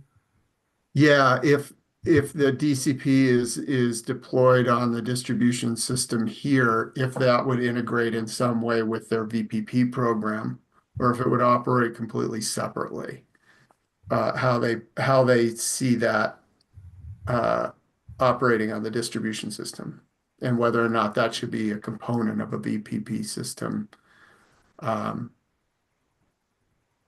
if it's something completely separate. And it's quite possible that it's just different way of phrasing a very similar concepts, but yeah, but we can ask the question. Great, thank you. All right, I think we're good with Mr. Mendelson's supplemental direct. So if you want to keep us moving. Sure. I don't think I heard Mr. Mendelson say a deadline for this. I think the proposal was March 21st in the VPP. Does that sound good? Yeah, that's right. It would be this. Yeah, and on the DSP, if the modeling we've asked for, if it needs a little more time, I'd be reasonable. So just have the company let us know. But I'm good with March 21st, Commissioner Gilman. Yeah, I'm good with March 21st in the VPP. I agree with you and the DSP. I'm so sorry to everyone to backtrack. It's possible some of the modeling may take longer, but some of the what were the assumptions? What's the basis of this? If that is prepared, that should still come on time. No need to withhold all of it or be prepared, and be prepared to talk about it at the technical conference. Just wanted to make that point. If certain aspects take a little longer, that's only those certain aspects. And I would imagine anything they've already based calculations on, they already have, and ideally should not take as long. I support that clarification, Commissioner Plant. I agree. Thank you. All right. So as we discussed earlier in decision C250085I in the VPP proceeding, the commission requested comment from potential interveners regarding whether the DSP and the VPP should be consolidated into one proceeding. The commission received responses from each potential intervener who are now parties, and the following support or take no position regarding consolidation. Public Service, staff, Pivot, CEO, Boulder, Crest, Mr. Althouse, and CEC. The parties that support consolidation generally do so because of the highly interrelated issues in the proceeding and the administrative efficiency that a consolidated proceeding could bring. Public Service asks only that consolidation does not delay the proceeding and implementation of the GMAC rider. The following parties oppose consolidation: UCA, COSA-SIA, CCSA, Solar United Neighbors, and AEU. To speak generally, most of the opposition to consolidation is focused on the highly technical nature of the VPP program and concerns that consolidating the VPP into the larger DSP docket would distract from the discrete VPP issues, reduce probability for quick settlement amongst fewer parties, and stretch limited litigation resources. Pivot, COSA-SIA, CCSA, and AEU suggest that either in addition to or instead of DSP VPP consolidation, the Commission consider consolidation of VPP and the company's requirements to procure dispatchable distributed generation resources per SB 24207. Pivot explains that it's their understanding that Public Service intends to implement DDG programs through its forthcoming 26-27 RE plan, which is expected to be filed with the Commission at the end of March. Pivot suggests that the DSP is a more appropriate forum to review the DDG requirement because these programs do not fit neatly into the customer-focused RE plan, and because cost recovery will be via the GMAC rider to be evaluated here in the DSP proceeding. COSTA, CCSA, and AEU suggest merging the acquisition of DDG resources from the JTS and the distribution system pro rata interconnection cost sharing tariff into the DSP. To that end, these joint parties filed a motion to consolidate along with their protest and proceed number 25 AL 0059E on February 20th, 2025. I believe that motion is taken up next in a different proceeding. AEU suggests that the Commission could consider the AVPP application on a separate track from the rest of the DSP issues, potentially allowing for separate settlement discussion, and that the Commission provide sufficient hearing days and number of pages and SOPs for the parties to fully address both the VPP and the DSP issues. I'll mention now that neither the DSP or the VPP yet have a procedural schedule, and since the discussion of consolidation is highly intertwined with the procedural discussion, I'd suggest pausing here for your discussion on both, but I do have some guidance and recommendation on the procedural schedule when it comes to it. I sort of like the AEU idea of merging the issues, but leaving them on for sort of separate hearing dates and separate procedural tracks. It seems to get the best of both worlds, and I'm worried about the locational issues too of the VPP in terms of actually avoiding capital spending if it's somehow segregated out of the DSP. So to get the locational issues right, I'm worried we do need it in the DSP, but I'm really curious to hear what you guys think. I don't know that there's great answers here, but Commissioner Gilman, what are you thinking? Yeah, the answer is it's complicated. Everything. So, I mean, I think interested to hear from Commissioner Plant, but I'm erring on the side of consolidating. I understand the concerns from parties that kind of VPP will be swallowed by the DSP because the DSP is so big and has so much funding. And I agree with that, but at the same time, I think the Commission can remain focused on those discrete issues and ensure that, significant arguments, suggestions, proposals get addressed by the Commission, even in the broader adjudication. So I'm not too concerned about that. It could add some time to the hearing, certainly, but we're capable of really long hearings. We've proven that before. So yeah, I think and I get because we can doesn't mean we wanna. Okay, but and I understand some of the concerns that I think I saw it can make a settlement more difficult in VPP. As I understand it, Ms. Dundas, there's always room for a partial settlement on certain issues. So I don't see that as a real impediment. At the end of the day, I have the most concern that if taken discreetly, or if we don't find the right way to really flow the information where it needs to be, that a large part of the value proposition of the VPP goes unrecognized in the system. And that's an unacceptable outcome here.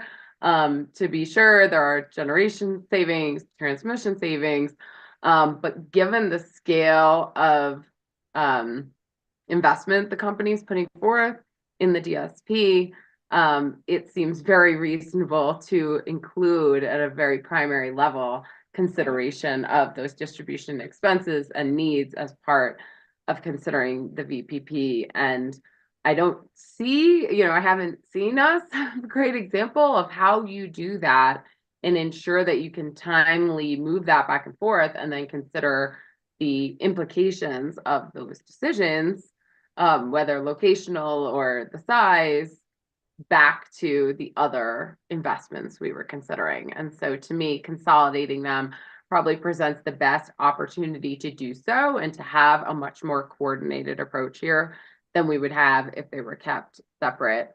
And I know the DDG is another question, but I'll probably keep it just to the VPP consolidation now. And then if we want to talk about the DDG later, that's fine. But given all of that, I would weigh in favor of consolidating to make sure we can actually realize the full value of a VPP, which to me is part of the main argument for going down that path. Yeah, and I just add one more thing, which is if we don't know the load shape until we get through the DSP, given the uncertainties on the load shape, it's going to be really tough to value these resources and set up a proper acquisition. Commissioner Plant, what are you thinking? Yeah, I mean, I'm more supportive of combining mainly for that final reason that Commissioner Gilman was just elucidating, because I think that, I mean, what we're faced with in the DSP is a pretty significant investment in upgrading equipment, sometimes building new equipment, adding substations, all that sort of thing. It's a huge capital investment, and in order to address capacity constraints or projected capacity constraints. And the VPP is really, its core value is managing those capacity constraints across the system. And so I think that, investing in those capacity improvements is going to be much better informed by evaluating what our capabilities are for mitigating some of those capacity constraints prior to making that investment. And so I think it's a really important thing for us to evaluate at the same time so that there's no sort of lost opportunity. All right, I think that's a vote. Ms. Dundas, would you like to provide us some additional guidance? Yeah, Chair. So is that a vote to consolidate the proceedings in this decision, or would you like to wait until the proposed procedural schedule comes in so you can ensure that all parties have weighed in? Yeah, I mean, I guess you could say it's a preference of the commission subject to further guidance from the parties, something like that. Okay, so I would recommend, and sorry if I spoke over you, in order to afford all parties to weigh in and acknowledge that we haven't solicited comment from the DSP specific parties, that the commission's decision note the preference and the weight in favor of consolidation pursuant to Rule 1402, but that comments on how to best do it or whether it's inappropriate be welcome through March 14th. I also suggest you order the parties to each proceeding to work together to file a consensus procedural schedule and discovery parameters by that same date, so that the commission has an option if it chooses to consolidate the proceedings with a joint schedule. That joint schedule, can I go through the scheduling recommendations? That joint schedule should include an evidentiary hearing that concludes no later than September 5th, 2025. It should set a settlement agreement deadline no shorter than 2 weeks prior to the start of the evidentiary hearing. It should allow for the ability to do a consolidated hearing if eventually ordered, and could include any procedural suggestions to ensure an efficient consolidated process that allows for focus on the discrete issues in the VPP. Again, I'd suggest that, as well as final comments on consolidation by the 14th, and schedule a joint pre-hearing conference on March 20th to discuss the procedural schedule if necessary. That makes sense to me. Commissioner Gilman? I agree. Commissioner Plant? I also agree. I think that concludes our discussion. Did you have anything else that can, I do this as a ABC order? Are we there? Ms. Dundas, or did you have something else? That's up to you, Chair. There was an opportunity now to have a conversation about DDG inclusion and the pros and cons, or if you want more information on that, but if that's not something the commission's interested in, we can stop now. So is this the competitive, when you say DDG, just so I'm clear, is that the competitive bidding we asked for in the JTS, or is it the community solar gardens that came out of the statute? It's the latter, right? Yeah, sorry for all the acronyms. There's a requirement in Senate Bill 24207 to require for the utility to acquire 50 megawatts of dispatchable distributed generation by June 2026, and then another 50 megawatts by June 2027. Dispatchable distributed generation is also defined in that statute to mean distributed generation paired with a co-located energy storage system that's directly connected to an IOU's distribution system and is not behind a customer meter. So that's kind of the distinction between VPPs and DDG is. And in your view, does the requirement we asked for in the JTS to do dispatchable distributed generation meet the statutory requirement? I don't think I could answer that now. I'm not aware enough of the JTS record. We want to bring this back maybe in a couple weeks on this one. Yeah, we can certainly bring it back. The discussion point was just to probe the parties as to where they thought it most appropriate. But we can also do that in a few weeks. So do you want to ask for guidance from the parties on this one? I believe that was the advisor's recommendation, Okay. Which I can read and you can take a vote on, or Okay, yeah, if you could do that, that'd be great. And is that in this case, or is that separately noticed? So there's no pending application that we're aware of that includes this acquisition. So there isn't another case to notice it in. So that's why I think advisors thought it was appropriate to solicit comments here related to the larger consolidation discussion. Comments due the 14th. All right, so why don't we finish up with the DSP, get a vote on an ABC order, and then we'll turn to that. Would that work? Yes, but it would be within the DSP order. Oh, I see, because there's I don't nowhere see another else to place put to it. do it, but we could I consider see. that and I bring it see. back next week. All right, yeah, if you could make an advisor recommendation, that'd be great.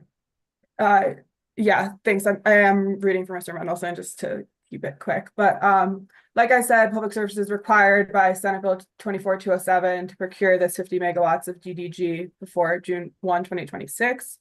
The company has not yet asked for approval to acquire any of this resource in any currently open proceeding before the commission that we're aware of. As noted above, several interveners in the VPP indicate that aligning the DDG acquisition requirements from 207 with the ongoing DSP proceeding could add value and administrative efficiency. So we'd ask the parties to either to provide comment on whether you see advantages or disadvantages to the alignment of the DDG procurement with the DSP or the DSP VPP if eventually consolidated, or other open proceedings for the commission, including the Just Transition Plan and Proceeding 24A0442E. What are the advantages, disadvantages of soliciting and evaluating resources solely through the DSP, and how would this interrelate, if at all, with the JTS for resource quantity? And then also the commission's required to perform certain statutory directives pursuant to 421035, including determination of procedures for utility to acquire DDG, establishing a methodology to ascribe value to the DDG located in specific areas of the electric grid in order to direct development of DDG generation resources in optimal locations, and adopt any other program or project specific requirements the commission deems necessary to facilitate the acquisition of DDG. Do the parties see value in expanding the DSP or VPP to include analysis of any or all of these commission duties? Yeah, so I guess my confusion was, in my view, the competitive bidding we asked for in the JTS may be the best way to address this, because I was at least from my perspective, I thought the model contract and the model RFP were coming out of that context. I'm happy to ask these questions here, but maybe you can just broaden it out and ask the parties if what we're doing in the JTS satisfies the statutory obligation. Which is how I was sort of thinking about it without going back to the statute and looking at the requirements. But substantively, that was my thinking. So if we just broaden this out to include consideration of that, that'd be great. So I don't know, Commissioner Gilman, thoughts, comments? Refresh my memory. Was there a request in the JTS for the distribution side of the substation? Yeah, we asked for a supplemental direct and a model contract and a model RFP to see if we could get utility scale storage on the distribution system. And the concept was, we based solely on looking at generation, we put all this storage outside the transmission constrained Denver area. And the hypothesis was, instead of doing that, let's put it the same batteries, which have the same generation benefit. Let's put it not only in the transmission constrained area, but put it in the distribution constrained area where it'll be a little more expensive, but may have much greater value. So that was the hypothesis. And, we'll see what the parties say. I didn't read the supplemental direct of the company, but that process, if we all collectively decide to do it, could satisfy the statutory obligation. Yeah, no, I appreciate that. So if these are two discrete things, or if these are the same things, I think the overlap with the DSP is first trying to identify and assign a locational value to where these resources are the most useful. Ideally in not a totally granular way, but perhaps a way that is informed by the data. And then what if that solicitation happens in the JTS, how do you feed that information back into the DSP anticipated planning and expenditures to make sure that whatever expenditures can be reduced or avoided by proper placement, ideal placement, whatever you want to call it, of these distribution side resources, that feeds back into the DSP and has the intended outcome of saving money on the system. And so I think that's the question, is like, how do we take these moving parts and properly flow the information in some part potentially from DSP to JTS to properly assign that value or credit or whatever it is for the locational value, and then flow it back into the DSP processes to ensure that money we think we're saving, we see saved through some sort of additional filing. So I think that's the question. And like, how do we do this? And yeah, sure, is DDG actually a separate thing from what we already ordered in the JTS? Sure, but I think this, like, how do we achieve the intended outcome, which is to save money on the distribution system by intelligently locating these resources that can serve to do so? I think that would be a valuable question in this order, if Ms. Dundas is okay with that framing. And if only we had a joint technical conference between the DSP and the JTS to ask. So Ms. Dundas, if you could frame up Commissioner Gilman's question in the order for discussion in the joint technical conference, that'd be great. And to be clear, that's in addition to what I read or instead of? In addition. Okay. Well, and I think what Ms. Dundas was talking about too was putting it to the interveners too, to say what is people's persuasion. So to the extent, I honestly can't recall right now if the technical conference is just us in the company or interveners, but like, to the extent interveners can comment on this flow and integration, especially of these particular concepts, that would be helpful. Outside of the technical conference, like in writing, that would be great. Commissioner Plant, you want to jump in anywhere you'd like to go? Yeah, no, I agree. I was kind of initially coming down when you think about it as generation. I was coming down on the JTS side, but there's such as storage, there's such a big component of this that is storage, not generation. It's dispatchable generation on the distribution system. So we're talking about an asset for capacity management as well on the distribution system, which could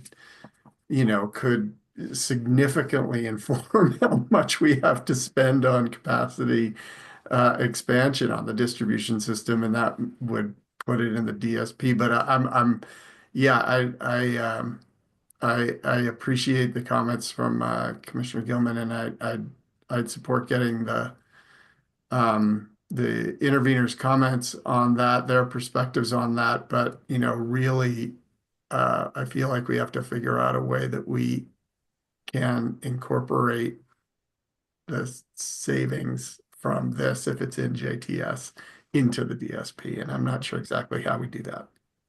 Yep. Ms. Dundas, does that give you what you need on this? Yeah, I think so. Since I took Mr. Mendelson's issue here, I just want to confirm with him that he's following this discussion, and then we can confirm the orders. Yes, thank you. And I just wanted to mention that advisors' questions that Ms. Dundas read was designed to prompt the parties on the issue of, is there a single forum upon which to solicit and evaluate DDG and VPP resources? Since we're currently it's currently framed up so that it's done in the JTS, in the DSP, and VPP if they're consolidated, and potentially again in the company's response to SB 24207. So is there perhaps a more efficient way to do it just once, so that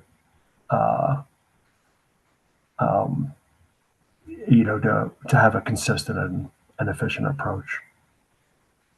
All right. I think I guess Commissioner Ms. Dundas, anything else? I was going to ask if Commissioner Gilman and Plan are okay with an ABC order. Commissioner Gilman? Yeah, I'm good. I think council and advisors have a good grasp on this, so I think it's fine. And just to be clear, it's an ABC order in each proceeding, but I agree. Yeah, Commissioner Plant? I agree. All right. Does that give you what you need, Ms. Dundas? It does. Thank you. Maybe we'll take a break till 11:30 and come back. Does that work for you guys? How much more do we have left?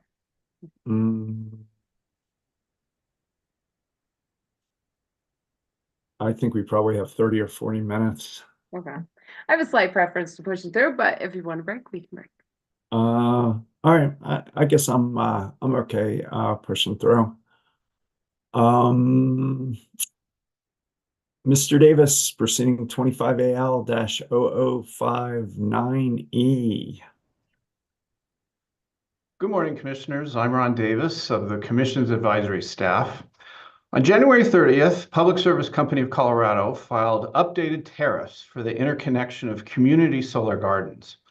The filing was made pursuant to Senate Bill 24207 that requires Public Service to implement cost-sharing mechanisms for system upgrades required for CSG interconnections, whereby a CSG only pays the facility's proportional share of newly created hosting capacity associated with the upgrades.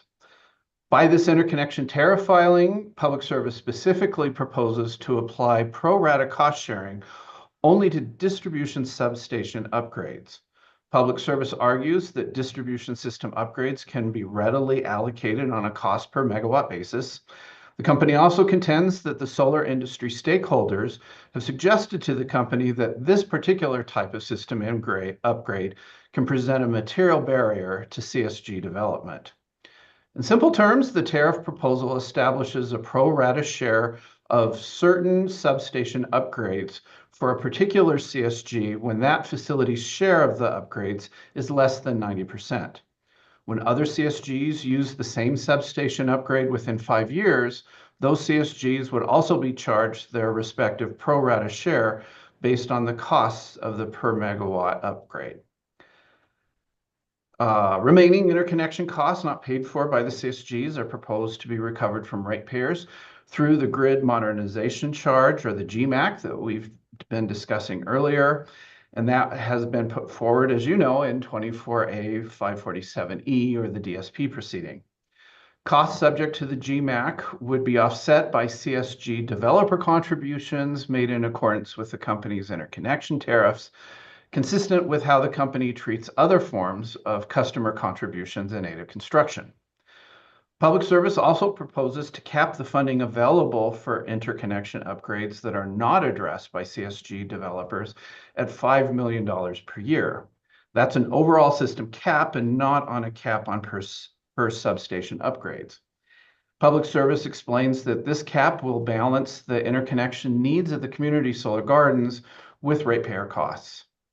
Public Service further states that its planned distribution investments that you've just been discussing and that will be recovered through the GMAC are expected to significantly increase distribution hosting capacity available generally to accommodate both load and generation, including the CSGs, and that such investments will presumably reduce the need for CSG developer-funded system upgrades going forward.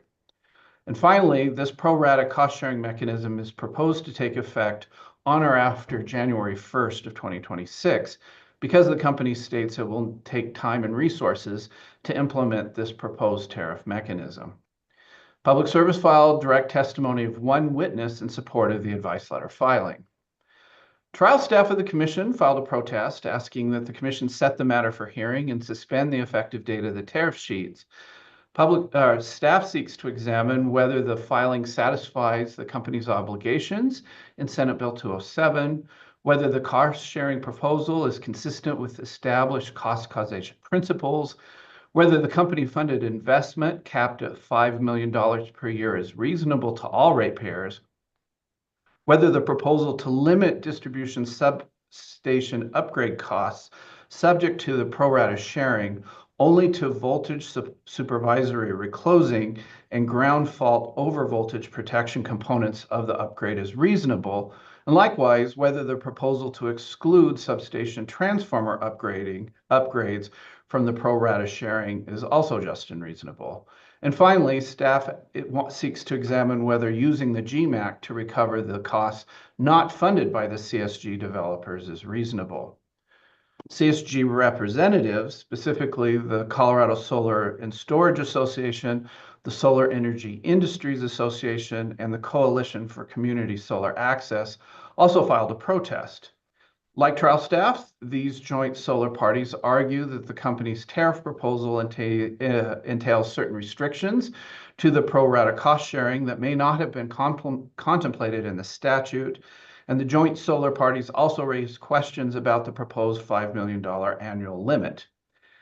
But they further raised concerns about Public Service's proposal that the pro rata cost sharing mechanism only be made available to CSGs that interconnect after January 1st of 2026.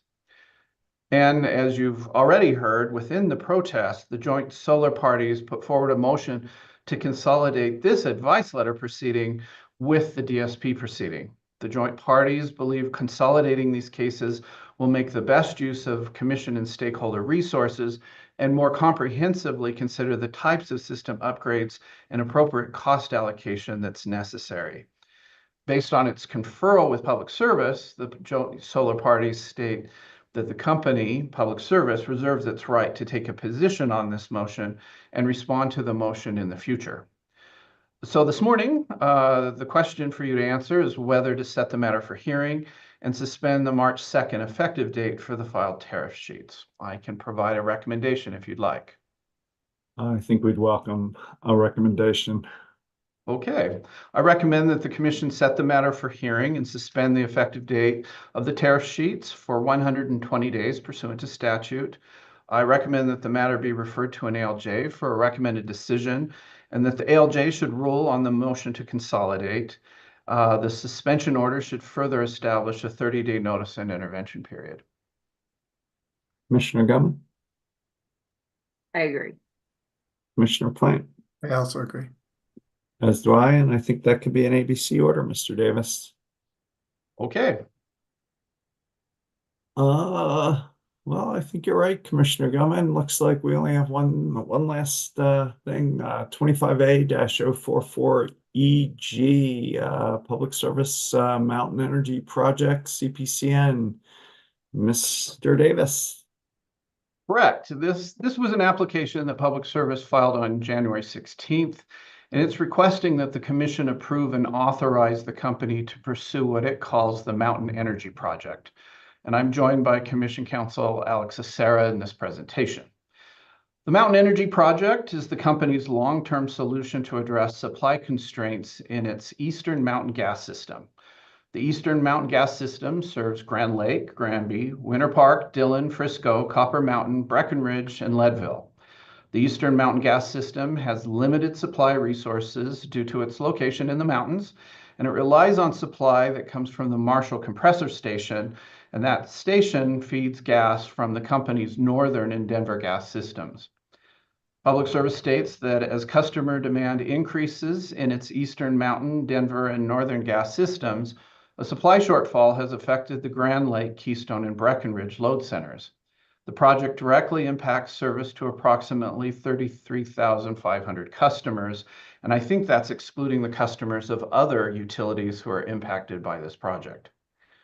The project includes non-pipeline alternatives consisting of gas demand-side management measures and beneficial electrification measures offered in targeted areas. The BE portfolio requires electric system upgrades, such as feeder upgrades in Leadville, a new feeder in Dillon, and transformer upgrades in Breckenridge. Proposed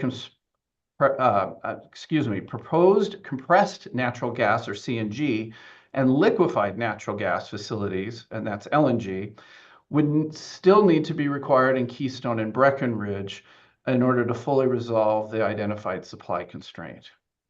The project extends through the 2033 to 2034 heating season with respect to the DSM and the BE measures.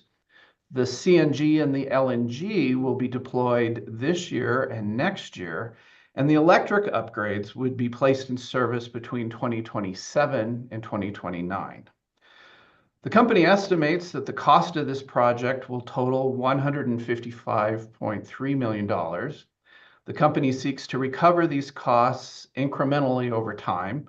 More specifically, certain near-term elements of the cost recovery proposals are integrated with the company's approved clean heat plan from proceeding number 23A 392EG, as well as its ongoing implementation of its electric and gas DSM programs with cost recovery through the DSMCAs.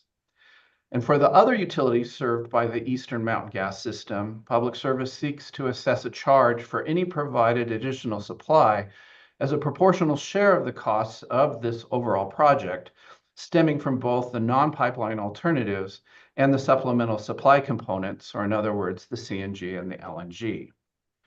Interventions of right were filed by the Colorado Office of the Utility Consumer Advocate, the Colorado Energy Office, and trial staff of the Commission, and requests for permissive intervention were filed by Summit County and a collection of towns within Summit County jointly, the Southwest Energy Efficiency Project, Sierra Club, and the Colorado Energy Consumers Group.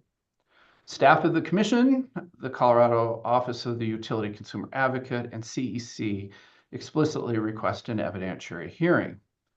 Staff seeks to explore whether the company has adequately demonstrated that the proposed project represents the least cost and most effective approach for resolving the capacity constraints, whether DSM and BEE adoption rates used to justify reduced reliance on natural gas infrastructure are reasonable and align with actual customer participation trends, whether the proposed cost recovery mechanisms are equitable and do not unfairly shift costs, whether the proposal for modular LNG and CNG appropriately balance costs, reliability, and environmental impact and whether alternative supply solutions were adequately considered, whether the proposed electric distribution system upgrades are necessary, and whether the application complies with prior commission rulings related to gas system planning, DSM, BE, and cost allocation.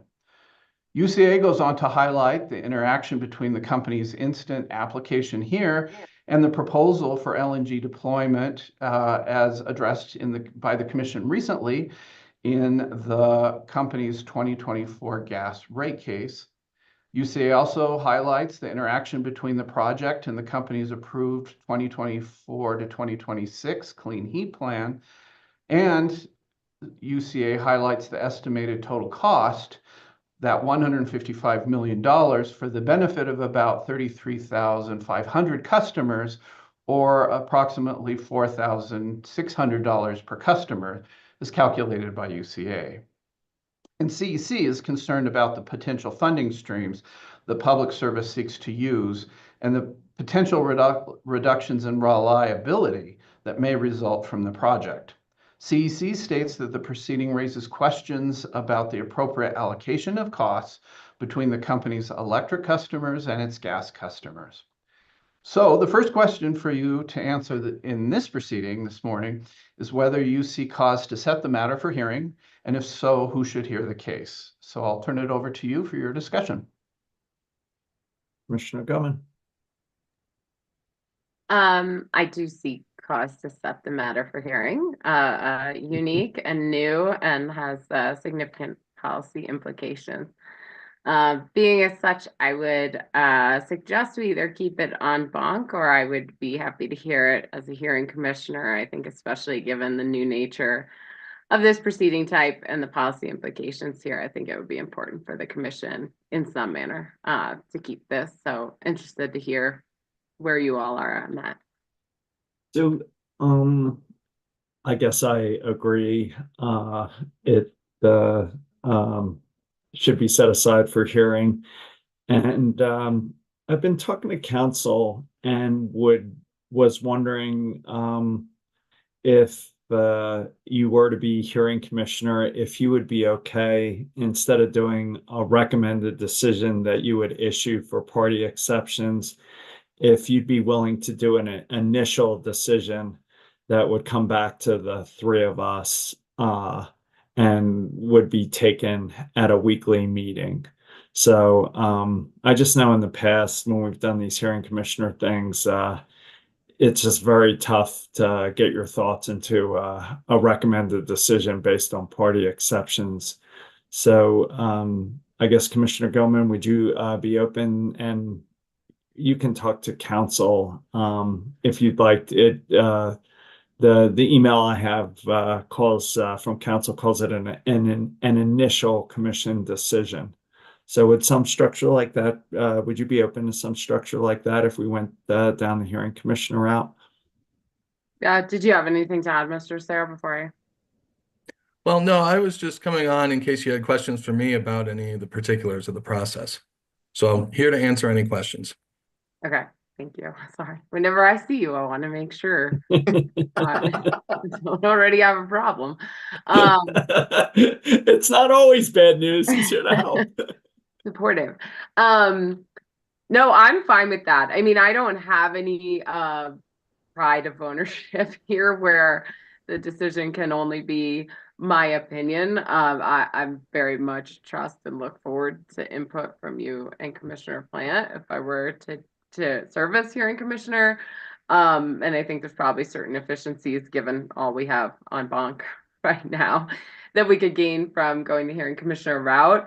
And at the end of the day, I very much would hope that any of my initial decision would be would stand up to scrutiny from the two of you and expect that's the way it will go. So I don't have any concerns about that. Obviously, I'll have to work with Mr. Sarah on what that means for timing. I think we'll just have to really be working very hard on the timing of this hearing, which I think is not incredibly dissimilar from some of the other hearing dates we were just talking about, to make sure that time-wise, like, we can make this all work. I don't know if you will get an initial decision that is completely eloquent or if it will be more bulleted list, like just given what all we have to get through. But I very much am fine with the concept. I just want to be cognizant that there could be some real scheduling challenges here. Yeah. Um, Yeah, and it's especially not in the very necessarily summer. on you to issue an initial decision. It'd be the three of us issuing an initial decision. But presumably you'd be circulating drafts.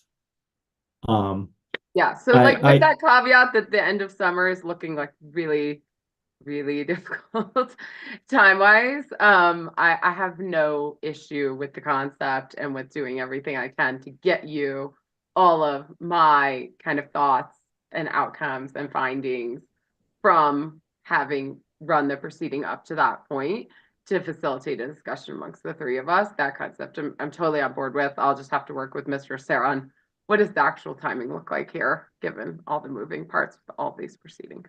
And I'll go to you in 1 second. I just have one substantive issue to raise with both of you, which is and I guess UCA raised it in its intervention planning a little bit. I'm really concerned about socializing costs across all customers. I get that there's an obligation to serve, but I'm less certain that there's an obligation to serve at rates that may be well below the cost of providing actual service. And I guess I'd just like to see if you guys would be willing to ask the parties about the potential for hookup fees that basically do away with a cross subsidy. So whatever it is, $5,000, $10,000, $20,000 a home, that those costs be recovered in a hookup fee. I'm fine with a company financing those hookup fees at its whack across time. And maybe there's a dollar per home thing where we exempt the affordable housing from the hookup fees. But given that this is a discrete system, it seems like that system should pay for the costs of the upgrades they require. And I think it would get the home building decision right about where we build homes should have internalized into the costs of building infrastructure for those homes. And I think it also helps get the electrification decision right. So just curious if you guys are open to asking the company and the parties to comment on a hookup fee approach that would limit really to zero the cross subsidies associated with this investment from the rest of the system to this part of the system. And I just conclude by saying I have not tracked down the legal, political, and other potential pitfalls to this idea and don't have a view if it's even workable. But I'd like to ask the parties to provide their thoughts to see if it is workable. So I don't know, Commissioner Gilman, do you have any thoughts on that? And then I'll turn it over to you, Commissioner Plant, to go wherever you'd like on all this stuff. So Commissioner Gilman, hookup fees. Yeah, I just wanted to flag, this is sort of a concept that we already discussed in the gas rate case phase 1 that fairly recently concluded, and have directed the company to address to some extent this in their phase 2 gas rate case coming expected in December, where we instructed them to file a new line extension policy. It's my understanding that the line extension policy is where such a policy would live. And so I'm not sure that in adjudicating this matter, although I'll leave this to Mr. Sarah, we can address items from the line extension policy, which we have already implicated in the upcoming phase 2 filing, where, the commission's expressed concern in the decision was that the company continuing to add capacity in areas where they were already or would soon face capacity restrictions upstream seemed to implicate large expenses that then could not be attributed to the cost causers or the customers causing those expenses to come. And so expressed an interest, I think, in that phase 1 decision to try to look upstream at what are the costs of adding capacity to be able to investigate such a mechanism, like a system impact fee, or understanding on what the system impact is of adding a decatherm of load downstream, which could be different in different parts of the system, as you indicated. So I don't know right off if this, I'm okay asking the question. I don't know if this is the right place where it ultimately would be addressed, especially since it appears to me to probably be a line extension policy issue, which we've already implicated for the phase 2 gas rate case that's expected later this year. I should have read my script instead of trying to wing it 3 hours into this. But yeah, I mean, I agree. We can't implement hookup fees here. But it seems like the factual basis for the line extension policy could be further developed in this case, because it's such a clear example, because it's a discrete system with defined cost, a defined number of customers. So totally agree. It would have to be implemented in that phase 2 advice letter filing. But it seemed like this could be really helpful background. No, I agree. There could be a lot of data here that'll be really helpful. The other thing that could be somewhat helpful is proceeding 24M-0493G, which will be the cost causation study that was dictated from SB 291 for large new discrete gas investments. So there's a lot of relationship here among those in terms of understanding the cost causation of a lot of these major existing or coming costs on the gas system. So I totally agree with that. I just wanted to make sure it wasn't your expectation that it was primed to be solved here. Just tired. Commissioner Bland, sorry for bringing you into this late. Anywhere you'd like to go? Oh no, I agree with the proposal too. I think I don't know if we're at Commissioner Gilman being hearing officer and having an, what did you call it? Not a recommended decision, but what is it? An initial decision. Initial decision. So Yeah. before the parties see anything, there'll be a deliberation among the three of us, and then that'll go to the parties on triple R. Yep, I support that. Mr. Davis, does that give you what you need, more than what you need, Mr. Sarah? I've got one last thing for all of you. I take it that all three of you agree to refer this to Commissioner Gilman as a hearing commissioner. I think I heard that from Commissioner Plant. And then also that you and Commissioner Gilman agreed on the invitation to the parties to either develop supplemental direct or responses and answer testimonies surrounding the questions that you outlined there. So the last thing here is that in order to undertake the process that allows a hearing commissioner or an ALJ to issue an initial, or work this up, and then the three of you to issue an initial commission decision under 46-109 paragraph 6, it requires that the commission find on the record that due and timely execution of your functions imperatively and unavoidably so requires that process. And I think you could make that finding given the seriousness of heating shortfalls in the mountains and the likely magnitude of this case of first impression. And all the other stuff we got going on. So, Commissioner Gilman? I agree. Commissioner Plant? I also agree. And that's all for me. And I think that can be an ABC order. Did you have anything else, Mr. Davis? No, I think, well, I've done initial commission decisions before, and I appreciate Commissioner Gilman's comments about what she's expecting, and I think it's worthwhile just reiterating for clarity, because it's done different ways depending on who's the hearing commissioner.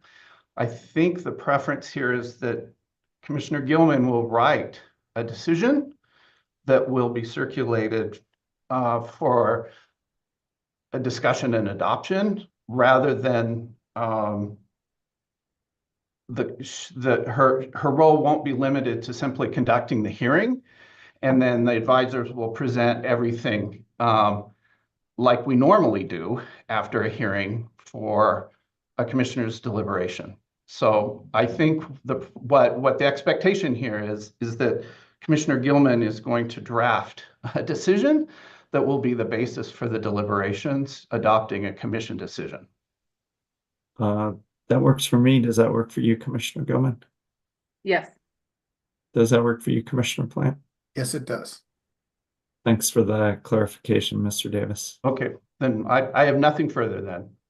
All right, and again, that can be an ABC order if we didn't say that. Thanks to both of you. I think that concludes our agenda.